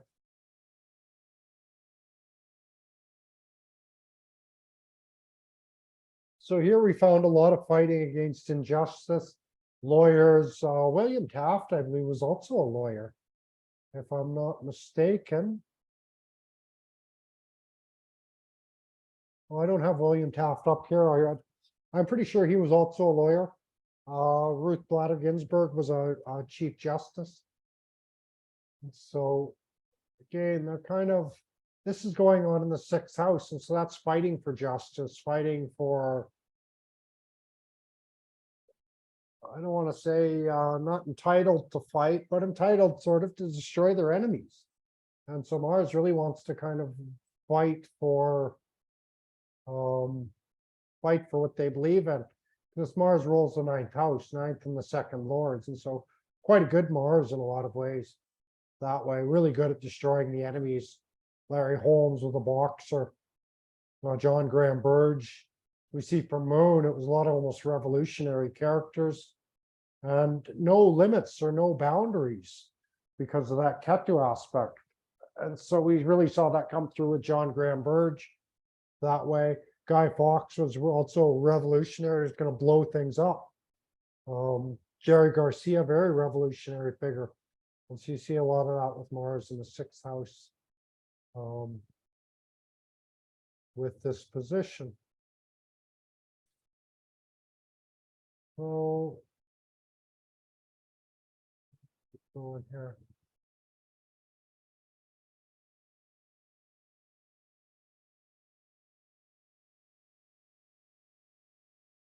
I think this Mars is, let's see, roll the 4th and the 11th. So this isn't really a great Mars. When it rolls that 11th house, it can be good for the 11th Lord going in the 8th, especially when it's Mars. They might be making money from prostitution. They might be making money from taboos, and certainly there's going to be a lot of tax-free money in here, especially like generally you would say that 11th Lord in the 8th, but then this is a Ketu house, and so it's undeclared. It sort of becomes unseen, headless in a sense. And so you can see someone like Caitlyn Jenner, full transformation of her sexuality because of that 8th house, and probably relating with the 11th as well. Ionis Palkrisis was working more with surgical procedures and surgical, well, Caitlyn Jenner also, and using surgeries and using Mars to really sort of transform, well, maybe not just their life, but any lives. And so very revolutionary, a lot of friends and connections and like network with these sort of revolutionary figures they would all have. Carrie Rounds was like, that was Hell's Angels biking back in the day when the bikers were sort of seen as these revolutionaries against the system and against the man, and that sort of thing.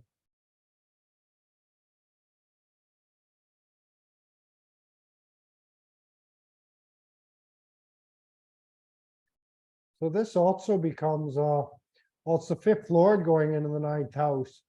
And so something to do with celebrations, global celebrations, these sorts of things globally celebrated. And I think someone like William Volman is probably more famous around the world than he is in America. I don't know about Larry Holmes. Little Peep must have been some kind of rapper, I think, or gangster. I'm not sure. So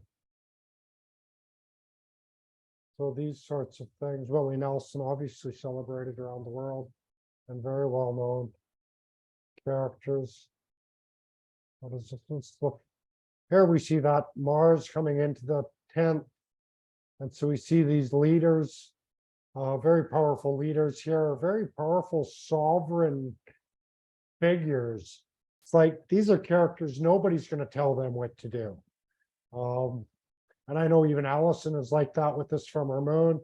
Frank Sinatra, I'll do it my way. Terry Rands, tough biker dude. Nobody's going to tell Terry what to do. And Ulysses Grant, also very tough dude. It's very powerful sort of military type leaders. And that was really who they were as people and very identified with that sort of those sorts of roles.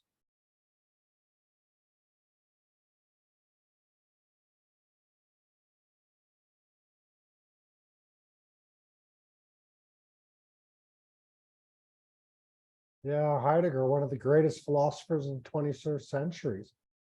Yeah, let's just look at his chart very quickly.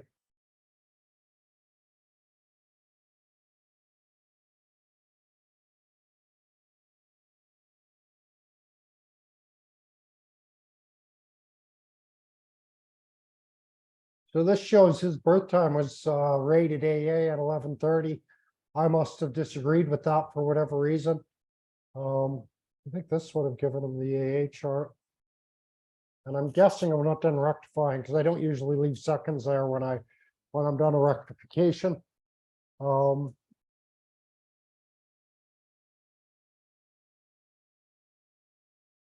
we can get a sense of his chart maybe from the moon. That's maybe the best way to look at it. We see all that Magha's coming into his imagination, wandering. And so probably really a lot of his ideas probably came from this ethereal space of the collective unconscious, which is that sort of 12th house and the imagination and all those Magha placements. Well, with Venus there, he might have also been doing some kind of drugs to keep a little bit numbed and keep himself in this sort of dreamy sort of space or world. Interesting.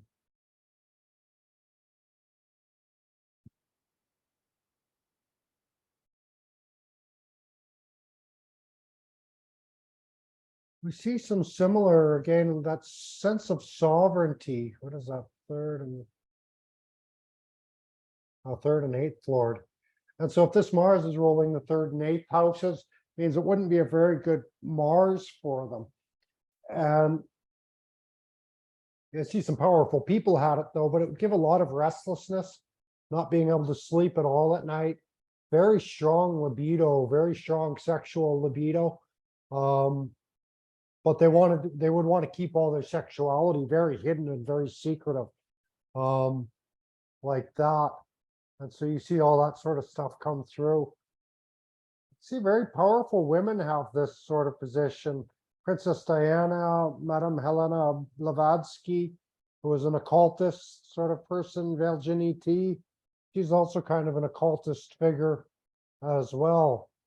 And so you see a lot of these kind of powerful women have it. But it's sort of this, well, that Mars in the 12th house, oh, excuse me.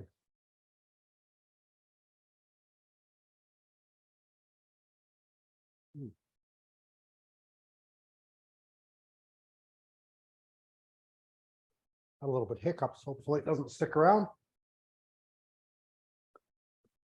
Oh, maybe. So You can meditate out of hiccups. yeah, it's not quite hiccups. It's just, I don't know, it's like little bubbles of gas or something coming up. Burping kind of thing. So Yeah, so what this Mars in the 12th house gives us sort of like a subconscious aggression or repressed aggression that's underneath the surface. And so someone like Princess Diana, she's quite beloved, and her anger, her aggression wasn't on the surface in a sense, but you could kind of see it in her. It was kind of laying just beneath the surface of everything she did in a lot of ways. And that's kind of how that Mars in 12th house acts, that subconscious aggression comes out in a lot of ways. And it comes out through a high libido and a strong sense of sexuality is a big part of it. But then it disturbs the sleep. It makes them quite restless. And so in a way, this restlessness tends to look more like a vata. And so in the daytime, they're also moving around and quite restless and trying different things and that sort of stuff. And so that's kind of a lot of that moon in the 12th house. And then it's also connected to the 8th lord going in the 12th house. And so that really does increase the libido and increase the sexuality. The 3rd house moon. And so they're doing these short trips whenever they can kind of get away from everything. They're going and trying to get away, even if it's just for a couple days. They're always wanting to kind of get away and leave these things. And they're very active on that. And what ends up happening is that need to get away and those short little travels and that sort of bursts of energy that they get end up disturbing them even more and making them more restless and making it more difficult to rest. It's like you get a weekend off, and actually if you just went home and stayed at home for the weekend, you would get rest. You'd get some relaxation. But what these people want to do is go and get away, and so then they do this big, spend half the weekend traveling in a sense, and then they go back home again, and well, they didn't get any rest. And so it kind of backfires that way. Mercury and Magha is very interesting because we see like a lot of these people even talking about magic and wonder have this sort of position. Michael Jackson talked a lot about that, like Wonderland, the power of the childlike heart. And so Mercury is going to give a narrative of those kind of Magha themes, a narrative of magic. That's what J.K. Rowling wrote about, magic. There's all these narratives of magic, Madonna wanting to change things through magic. A few were like censored as well, like D.H. Lawrence's books were all censored.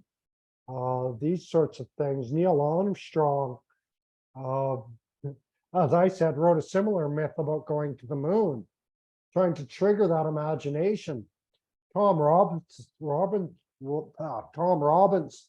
I don't know if you've read any of his books. You'd probably really love his work.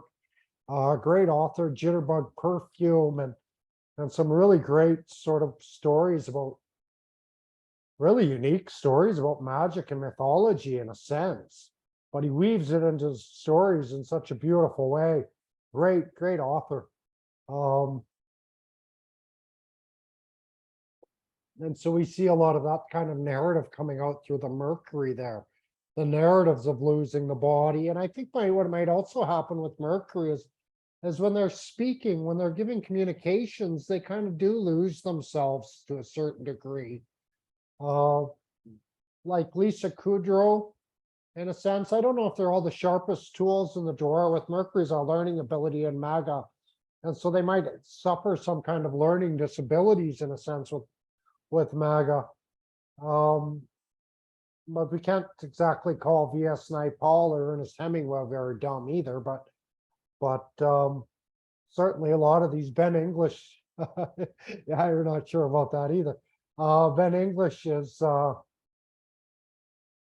was he? I don't know if he was just running actresses and things like that, but I think he ran a porno channel. And so Ben English was that kind of guy, a recruiter of porn stars or something along those lines was his job, his career. And so kind of that no boundaries sort of sense like that. Charlie Parker was a trumpet player, but known more for his heroin use, I believe. Like Johann von Goethe, what was the name of his book? great book, all about all the different circles of hell, actually, and the cycles of hell. And so it's more of a history book in a sense. It's really hard for us to understand it because we don't know all the characters in it. But he talks about all these different people and what parts of hell that they went into. And so then you know kind of what your punishment will be for doing those deeds. You know what area of hell you're going to get sent to. And so very, very beautiful book. The Inferno. Oh no, that was Dante's Inferno. What did Goethe write? The Divine Comedy. Yeah, sorry. But the Divine Comedy also very similar. Goethe, Dante's Inferno, Goethe. Yeah, Divine Comedy, I think. How did I get those mixed up? Anyways, that happens sometimes. So we get these sorts of characters coming involved with that. Zenoba Camp Ruby was also kind of a mystic writer. Peter Sellers was a comedian. But I think there's a sense of like his comedy was a little bit headless in a sense and sort of say anything. And I think that's something with Mercury and Magha. There's no limits to the sort of things people can say with that sort of placement. Here, my mother also has that. She read a lot of kind of true crime type novels and probably also because she was a youth forensic psychologist. Well, later dealing with adults, I guess, but she was also kind of known. She would say a lot of things to the kids that she wasn't supposed to say. And she would talk about it. Well, she said the same things to me. And so she would really talk about a lot of taboos and things like that that she wasn't supposed to talk about.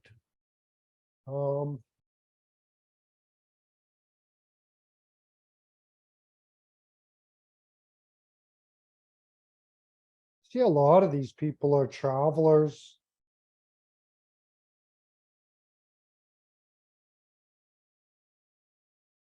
Quite a few, like Peter Jennings was a news guy. Charvangi Varanasi worked for the news media. What else we got here? Yeah, I guess that's it. This is Mercury.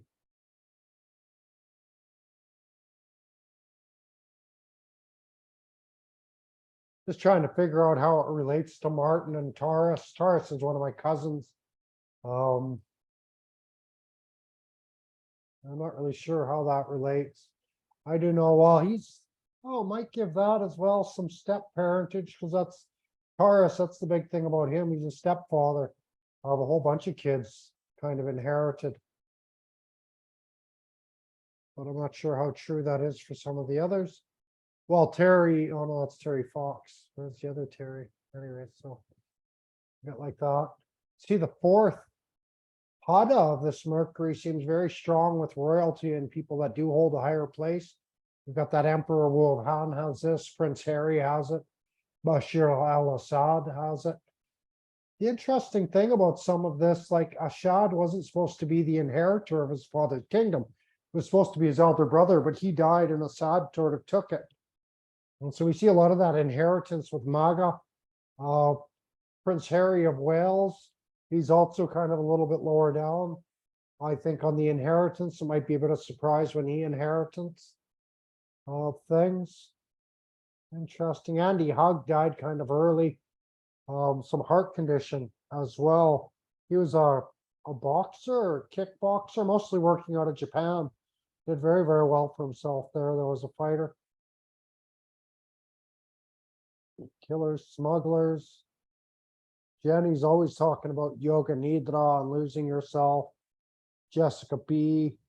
A couple of these are really into comfort and providing comfort for others. Larry Rands, he's supposed to be the clairvoyant in my family. Testing Larry has this, and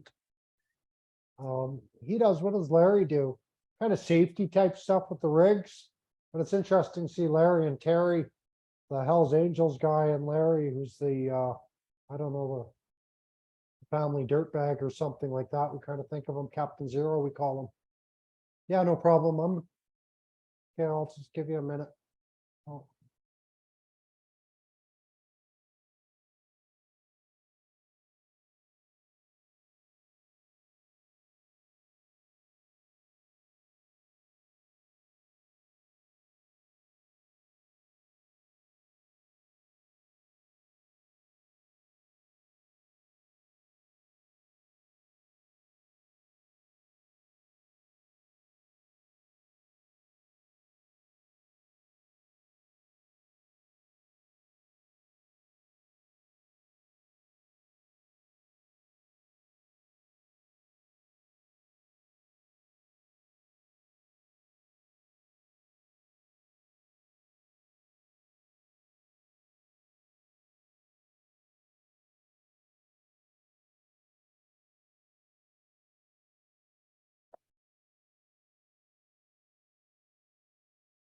Jupiter and Magha, this is the eccentrics.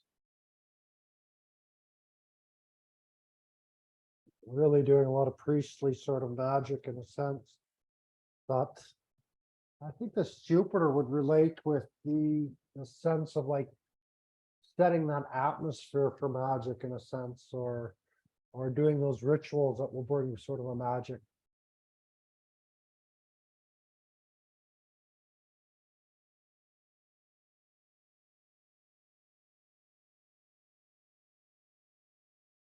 They really like the pageants, celebrations, ceremonies, very expansive and very expansive on the ceremonies and celebrations as well. We see this fame, high preferment, always a military success in church, especially with Jupiter here, can be very, very good. And very, very successful sort of placement.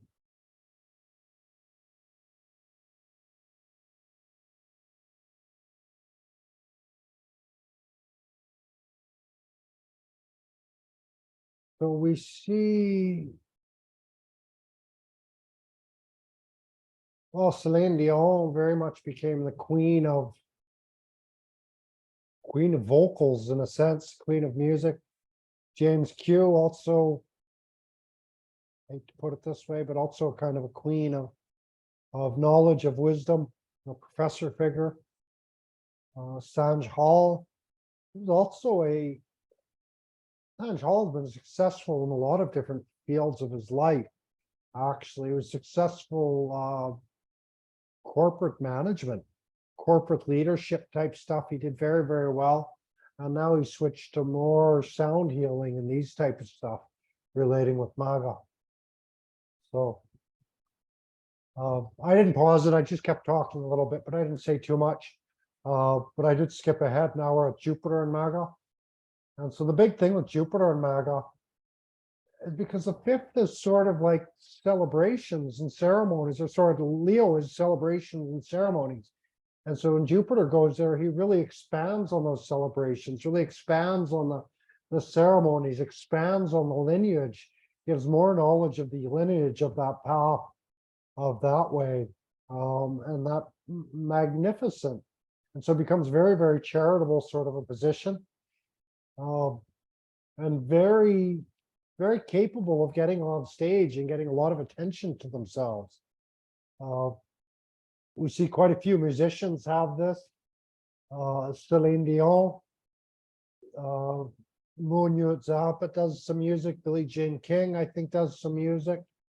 Danielle, I've got two Daniels, a Ballard and another one Balabane. I think Balabane's the musician, sorry.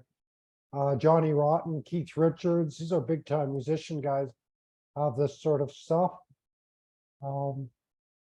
We see these sort of politics as well. Gavin Newsom, governor of California right now. He might be running for president, certainly running to do Democrat leadership. And most people sort of predict that he will one day run the country in the USA. Bill Gates, you get some more pirate characters. Bill Gates, Henry Everman pirate. It's amazing. Johnny Depp had positions here. And so you see a lot of sort of people that we consider kind of pirates in a sense, also having these placements. Tom Hanks, not quite a pirate, but he was sort of shipwrecked in that famous movie he did, where he got shipwrecked. Can't remember the name of it. Like that. So we see Castaway. Castaway, that's the one, yeah. And so we get all these kind of senses coming in. It's interesting because that name seems to, like, Victor Hugo was cast away. I think he did some time in jail. Charlie Parker was like an outcast because of his heroin addiction. Mel Gibson became an outcast in Hollywood because he likes Christ. Howie Mandel was just a weird outcast character to begin with. Bill Nye, the science guy, sort of a strange outcast science guy. And so I think that's also like Jupiter and Magha is that sort of outcast beliefs. They're able to take on these sort of odd and unusual beliefs in a sense with Jupiter and really run with it. in a sense, like Gavin Newsom, really strange beliefs that dude's got. Um, and even Bill Gates, you could say, very strange ideas and strange beliefs that's that these kind of characters have. So something unusual in their belief system somehow, or something odd in their ideology. Somehow, because it's Ketu, somehow their ideology isn't going to fully stick together. And that's the problem. It'll be kind of scattered, coming in from everywhere. And that's that Jupiter influence in Naga. You see some robotics here as well, some scientists kind of have that, and that's probably in order to anyways, in order to do something new. And I think even like we think of Magha, sometimes Magha reminds me of like an Astro Boy kind of character as well, that little robot child in a sense. And so you can see how that relates with robotics and those kinds of things. Interesting. We see Larry Rounds also has this for healing and safety and supervision. But we had, what's her name? Here we have Sarah McLachlan. And just up above, we had, what was the other name? Celine Dion and Sarah McLachlan. So it's interesting to see these kind of names here because they're both known for their really beautiful voice, almost ethereal, unreal kind of vocals these ladies have. So that's kind of interesting. Christine Tex, she's an astrologer as well. Chelsea Diane, Yvette Lubia, quite a few Shaivites here with this sort of position as well. Interesting kind of crew. Mikhail Bakunin, he was like an anarchist in a sense as well. Kind of an interesting sort of cast of characters there.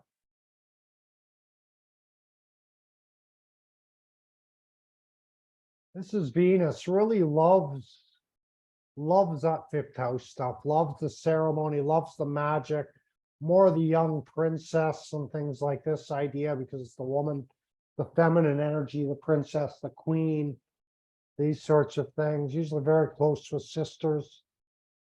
And that could even be like the feminine lineage, the matriarchal lineage in the family.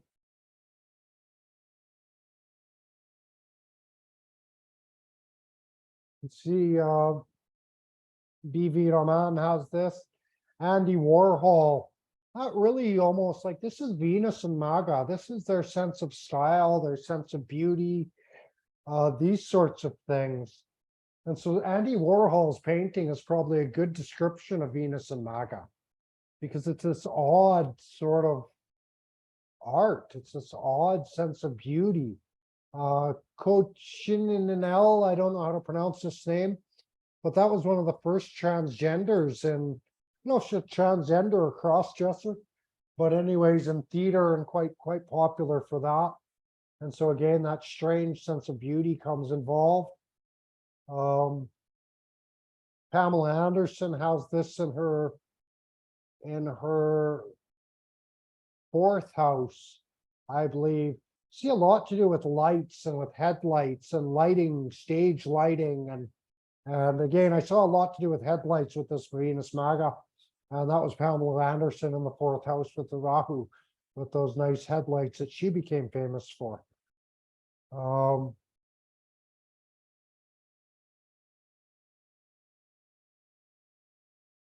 lot of Shivites here as well. Sylvia, Naif, Garav, Charlotte, Josh. All of these people are very strong sort of Shiva characters in their own ways. And it might be that appreciation they have for Magha, for the strange, for the unusual.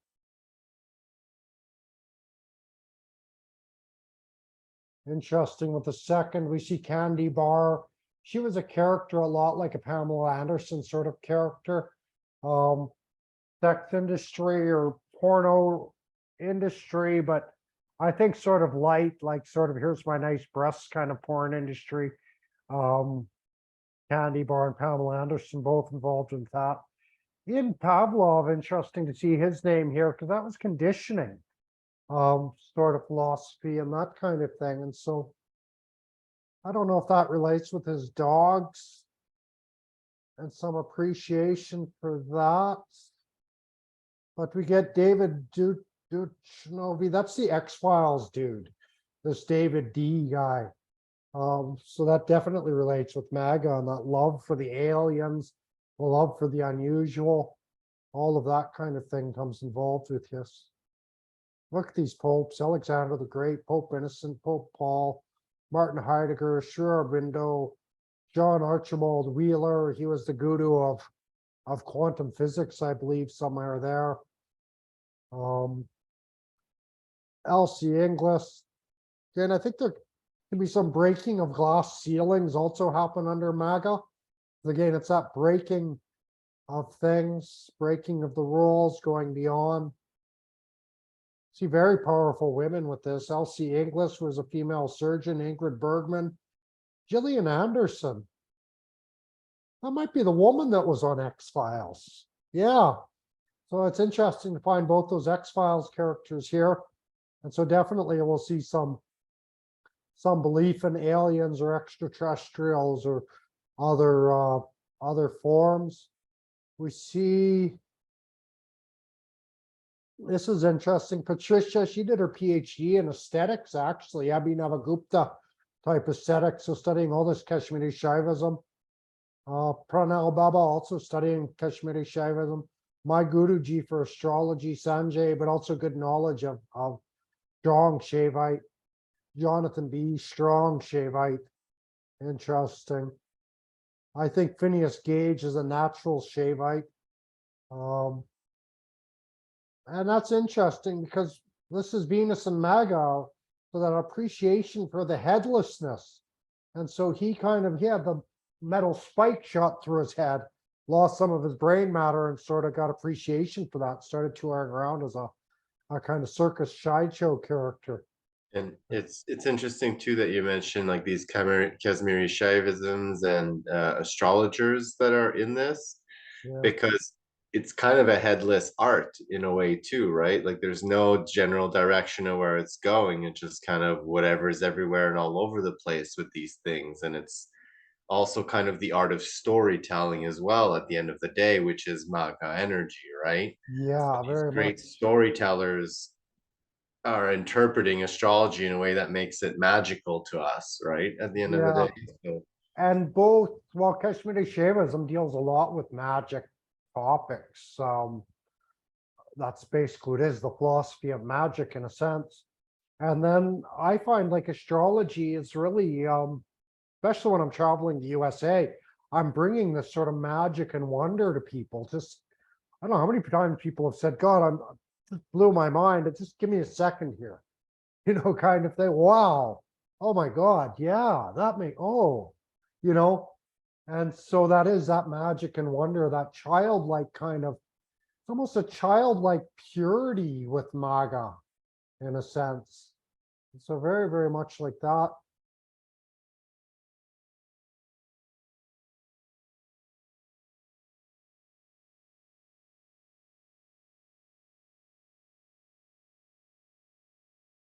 Interesting. We see a lot of rebels with it in the fourth pada here.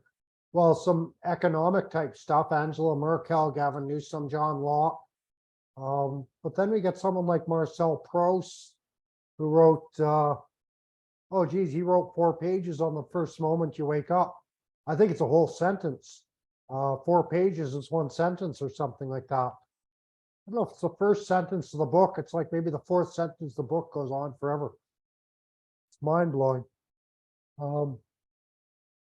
But then you get some sort of almost like pirate type characters. Charles Bukowski, Ben English, Rocky Mariano, John Beliveau, John Lennon, Hadik, Teenage Runaway. Oh, jeepers, Alexander. Yeah, a lot of these characters are these sort of, maybe they even did run away fairly early in life, but sort of dealing a little bit with maybe drugs to a certain degree. But not just that, they're just very rebellious kind of characters. There is no boundary or no limits on them. And well, Venus for a man is going to represent the kind of woman that we're attracted to. And so these people will be attracted to very headless women and very wandery also in their sense of relationships. And so the relationships might not always stick together. And so I think there's probably going to be a lot of, well, not making that strong commitment in relationship. And so they'll have a lot of partners and a lot of different girlfriends. And especially with the men who have this, with the women, well, the women that they're surrounded with won't have a lot of these boundaries. And so maybe they won't either, but what relationship in a woman, we need to look at Jupiter a little bit more. So Venus, we'll skip here to Saturn and Magha. And so this is where first pada debilitated. Oh, he's not debilitated here, but in the first pada of Magha, he's debilitated in the Vamsha. And so we probably will see some difficulty with Saturn and Magha, because this is where the light is shining, and Saturn is that dark blue filter. And so the light isn't quite able to shine. But we are likely to see, because Saturn usually represents something to do with a person's career and their job. And so they're probably they can be working with magic and these kinds of things, working with children, stepchildren, social service that's kind of working. They often are trying to regulate that sense of childhood wonder and somehow. And so maybe they are working with older people to a certain degree. Censoring a lot of that fun, this kind of thing. But then we see someone like BKS Younger has this, the light on yoga, but then he also said like yoga is like 99% practice or something like that. And so yoga is the light which once lit is never dimmed. The better you practice, the brighter the flame. The mind is the king of the senses, but the breath is the king of the mind. So talking about that sense of the king through Magha, right? The hardness of a diamond is part of its usefulness, but the true value is how much light shines through it. And so again, talking about that light, there's a sense of polishing and cleaning our Maya and the filters, anything that sort of blocks that natural light from shining is really a big part of what yoga is. About the will, it's about working with the intelligence, the self-reflective consciousness. These are all Magha things. These are all Leo things, that intelligence, that will, all of this sort of stuff, that freedom can free us from the inevitability and the wavering in the mind. And so this kind of thing. And so with Saturn and Magha, we see St. Francis of Assisi. That makes sense because he was kind of a forest guru. Papu Yadav is kind of an Assisi type character in a lot of ways.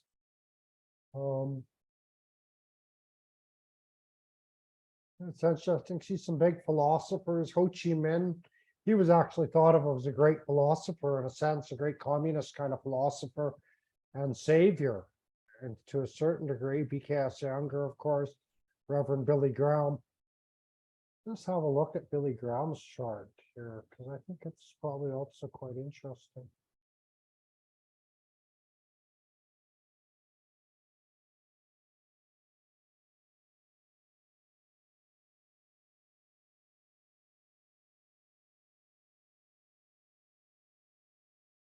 Well, there's his sun in Magha.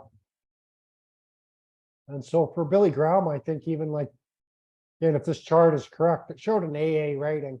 Oh, I changed it by 20 minutes. Oh, that didn't do anything. This gave Ravati Ascendant. And so by this chart, his Saturn in the 5th house like that, this sort of work he had to do on stage was really probably annoying for him. He didn't like it so much. It was the work. It was the tough part. Sort of having to be the servant king in a sense and serve his people, serve his students, serve the masses was a very big part of his role. And that's probably the part he didn't like. And he kind of lost a lot of energy and wasted a lot of energy on that, even though that was where he made his money in a sense. So that's kind of interesting. What a responsibility for or healing through magic in a sense, you could say. Let's go through these house by house because there might be some interesting. Yeah, so we see when that Saturn's in the ascendant, the first American block. I mentioned this breaking glass ceilings with MAGA. And so here we see the first American block to play professional football, to be a CEO of a major American corporation. That was Jackie Robertson. Lydia Shire, first female executive chef for the Four Seasons. Again, these people are sort of breaking these glass ceilings with their work with Saturn. And of course, we'll see that in other ways with the other planets, sort of going beyond these limits in a sense.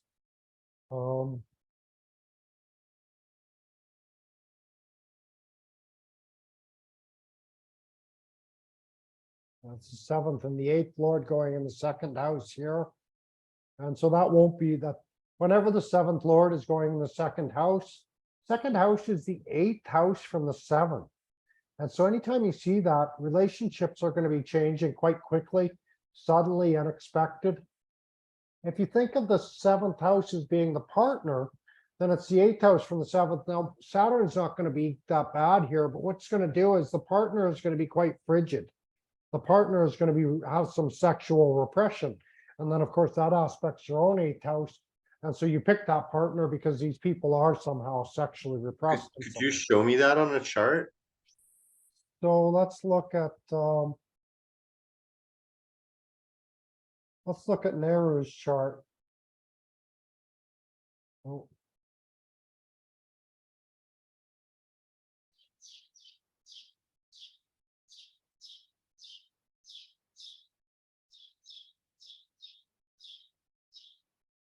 So here that Saturn is it rolls the seventh and the eighth house, and it comes up. And so if we look at this as if we want to know everything about Nehru's partner, then we can switch the seventh to the first house. Now this tells me everything about his partner. So I see Saturn is in the eighth house. So his partner is going to be somewhat sexually repressed, a little bit afraid of sex to a certain degree. Fear of death comes in with that Saturn. That's why these people really try to regulate any fast moving spinning cycles. And so they try to regulate like that, try to slow the movement of those fast cycles of birth and death. And so they're afraid to take a lot of risks as well. They're afraid of that thing that's going to transform them. They're afraid of the taboos in life. But with Saturn, it gives that fear, but there's Saturn is often doing a lot of work in that field. And so those topics come up quite a bit. What often happens is something happens when they're quite young, maybe in their first sort of sexual experimentation, where they find out some consequences. Maybe they get in trouble for it might be, or some kind of hard consequences through their first time sort of broaching those taboos. And then after that, they're kind of afraid of it. So in this case, it's like, we'll go back to the ascendant. So in this case, for the person, it comes through as if their partner has the strong sexual repression. But that Saturn also aspects their eighth house.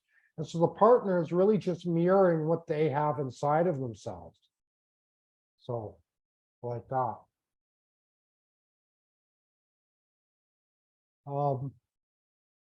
Like this kind of position, it can give some inheritance because it's house of inheritance going here.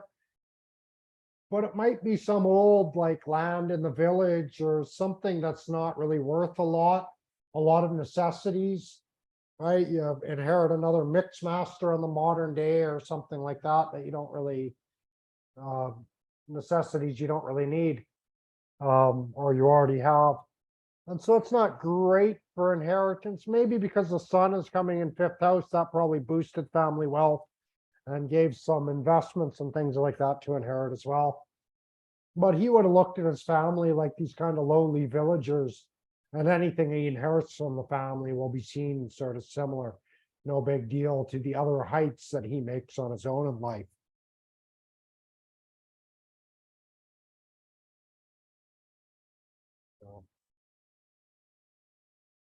And so in some sense, their partner identifies with their ability to regulate the fast changing cycles. And so probably to be Nehru's wife, because that's Moon, he's very moony and very Cancer and very changeable. And so his wife was probably, his partner was always having to kind of regulate all these changes that he was bringing into her life. And so not an easy position for the partner.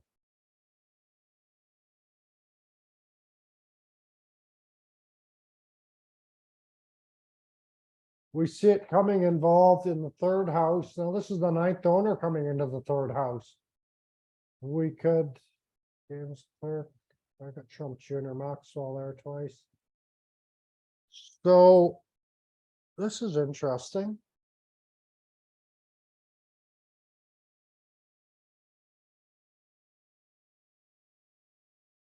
Not so much there, but well, anytime you see Saturn in the third house, Saturn is the hobbies. It's the place just outside of the home.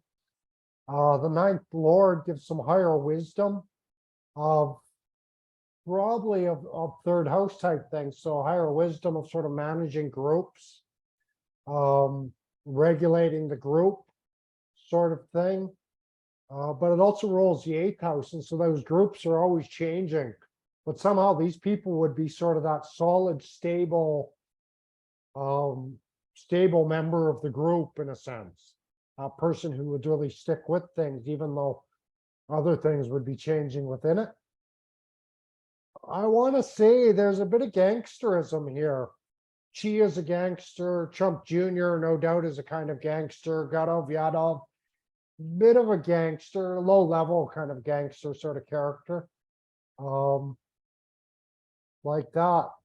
United Kingdom, obviously a gangster country. So these kinds of things. Olivia Newton-John as well. She was sort of that central figure of the group, of the band. And so I don't know if she often played with the same band or not, but she would have been doing a lot of work trying to stabilize that and keep the band together, keep the group together as well as she could, even in the face of a lot of changes.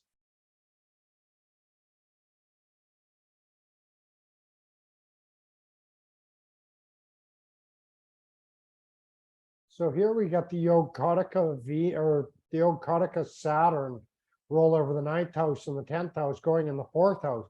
Very powerful Yoga for ruling over lands, ruling over space. Nick Lauda, he was a fighter actually. George Foreman, interesting, another warrior pope, another warrior pope. And so I think these people are quite defensive of land, quite defensive of culture. And so they become these sort of land and culture defenders. I wouldn't be surprised, Dane, I don't have many charts of police officers, but I wouldn't be surprised if you found a couple cops that have this Saturn in fourth house. Again, Yoga Karaka Saturn, so it's very, very powerful. Very stable home somehow, and lineage home would be there. So probably whatever home you have came at least from the grandparents, and lands would from the grandparents that way.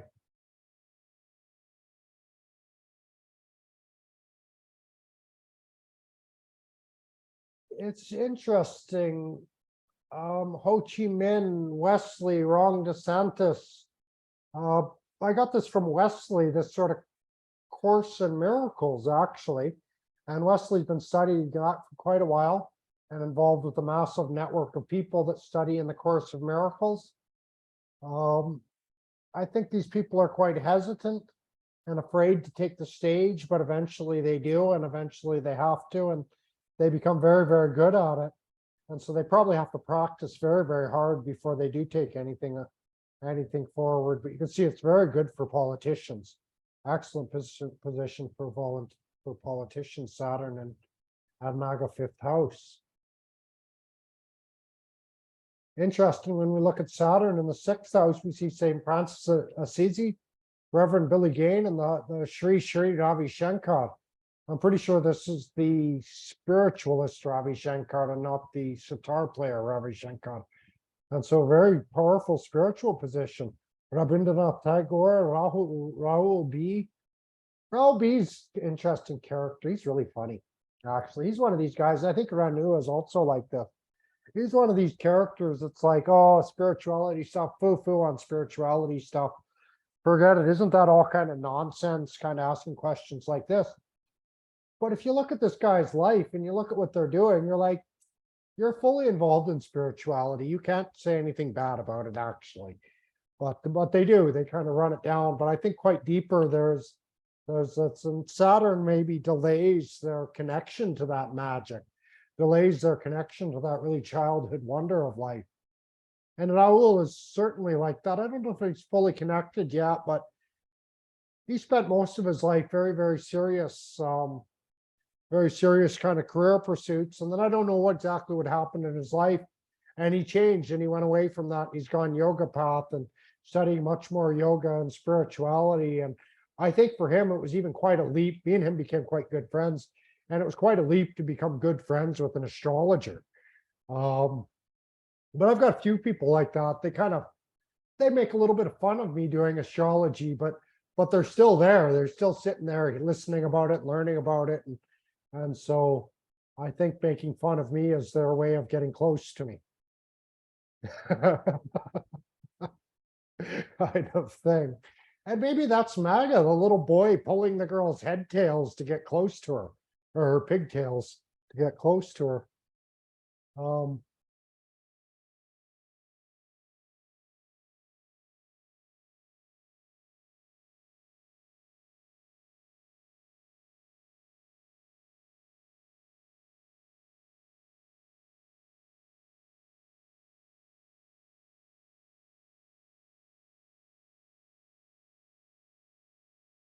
No, this is something that seems to be coming up with this Saturn and Magha somehow. A lot of these people are like, well, they're holier than thee, that's for darn sure. Holier than me and holier than thee kind of thing. And seems to be some of that heightened ego in a sense. We see it in some of these politicians. I know it in West, he's always 100% correct with whatever spiritual path he's on. Ken Wilber was kind of this, well, he called himself a philosophical entertainer, but they're kind of see themselves as quite high. Marcone, of course, huge ego. Papu Yadav, I love Papu, man. He's probably a great yoga teacher at what he does, but he also has a fairly big ego and he wants to sort of service the higher people in a sense. Well, maybe that's even Saturn and Magha. They're servants to the kings, servants to those highest sort of people, in a lot of ways. And that's really even a lot of leaders. That's like, you think Marcone, he got in power because he's a servant to the bankers. You know, Jackie Robertson, okay, he's this great black man who made it to the top, but from a lot of people's perspective, he became kind of the house nigger, just a servant to these rich people who wanted to pat themselves on the back in a sense. And so you kind of see that in a few of these other characters. We won't name names. You can read the names, but I won't name them. And so there is that sort of strong sense of I don't want to say entitlement, but really entitled to sort of lead the highest echelons and be a server at the highest echelons. Dawn B, like she was masseuse for Prime Minister of Canada. AJM, he's a bank manager, but he really manages a lot of the big accounts in his bank and that sort of thing. So all of this sort of stuff. Actually, interesting. David Ivad, he's like a busker, actually.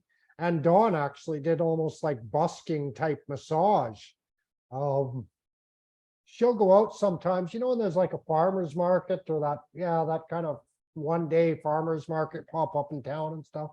So Dawn will sometimes, she used to when she was younger anyways, go and give massages at these kind of things to promote her work.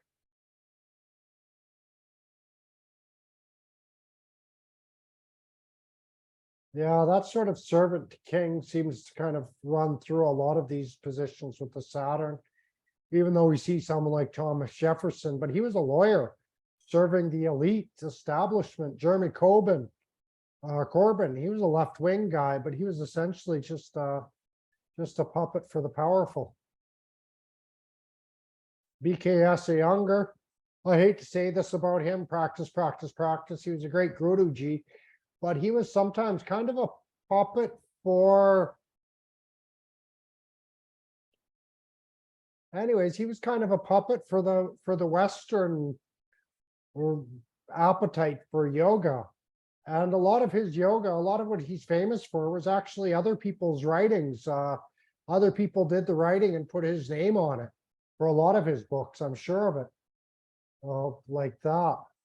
But we can see BKS the younger, the warrior Pope, Pope John Paul. In a way, you could say a younger was like the warrior guru in a lot of ways. Prachitra MS is also a warrior kind of Guruji. Madame Helena Blavatsky, lots of occultism with this position apparently, but they're also administrators. They're studying occult, but they do a lot of sort of administrators working with local government, educational type stuff, all of that.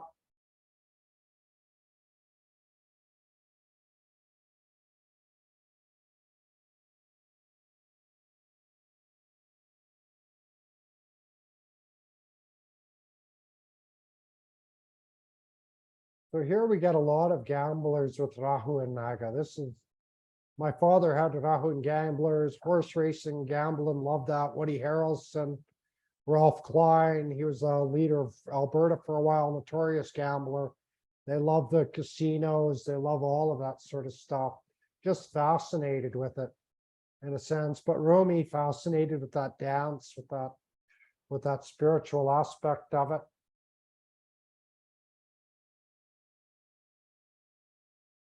Construction and racehorses, Katie Lang, racehorses.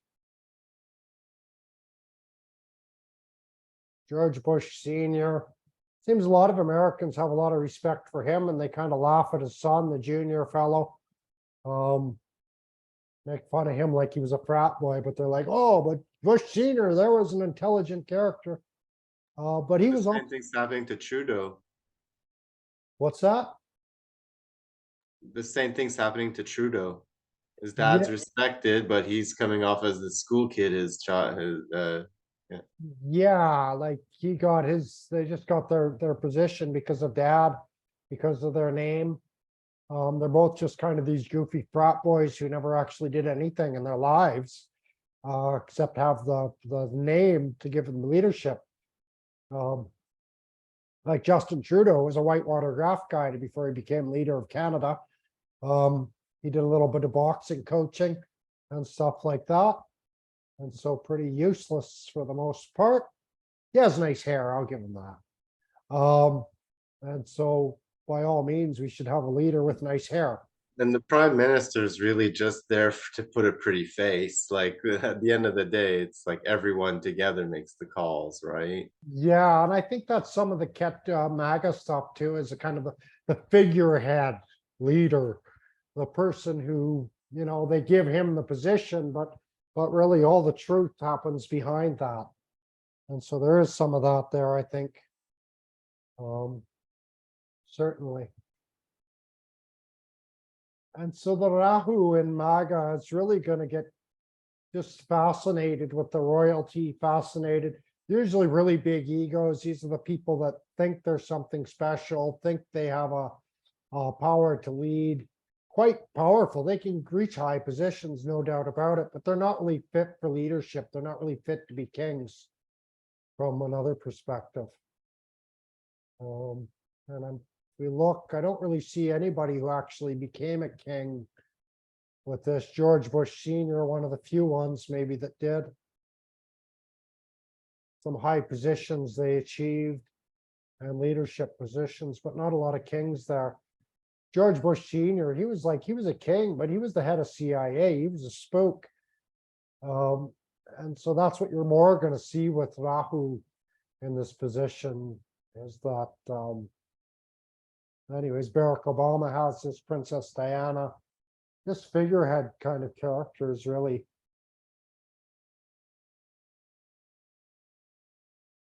Joe Biden. Oh, look, I get to run Ralph Klein. I get to run down a whole bunch of people all at once. Queen Elizabeth, mind you, she took some sense of leadership. Really, the first queen of what the royalty has become started with Queen Elizabeth. She sort of started bringing people back together a little bit and ended the reign of terror of her sister and her father who came before her.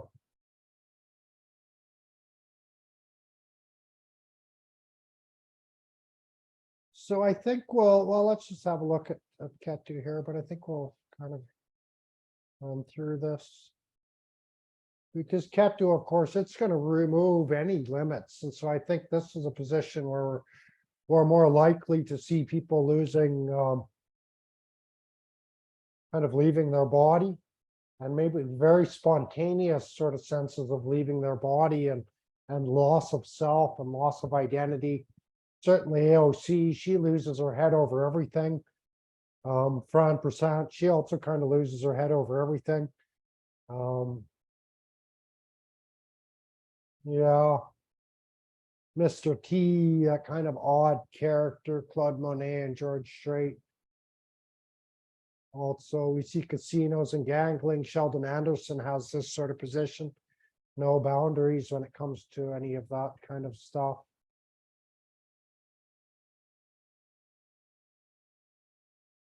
So I think we can leave it there for now. Do you have any questions or anything?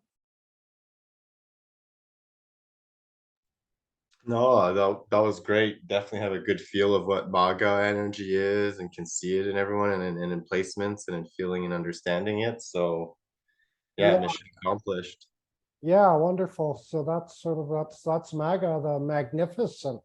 The wonder Yeah. really is the childlike wonder is what I often think about when I think of Magha. Right. Like the Lion King, that wonder of the ancestral, that wonder of where do I come from, where am I going? And the heart of the lion, the lion heart. We saw Mel Gibson had some of this placement, so Right. yes, yeah, Um and yeah, and I guess well the other thing is I would like to I don't know if you mentioned earlier you're looking for some extra money maybe right now, or would you have maybe some start getting some time for a reading maybe sometime soon or yeah? yes, yeah, certainly I can make some time for that. I think when I get to Toronto, I'll have quite a bit more time then. Okay, and when was that again? You said in 2 days? Yeah, no, I'll be in Toronto by Monday. Probably would next Thursday work for you? No. Oh, yeah, That's that's our right. You're class. going away next Thursday, aren't you? Um, So, maybe you said you're getting there on Monday in Toronto? yeah, Maybe on so Tuesday then. Tuesday, we can certainly, we can I'll certainly let do you that. know there. We'll confirm, but Tuesday might be. Yeah, confirm Tuesday with me, because I think Tuesday will work for me. Um, Oh, you'll be 3 hours behind.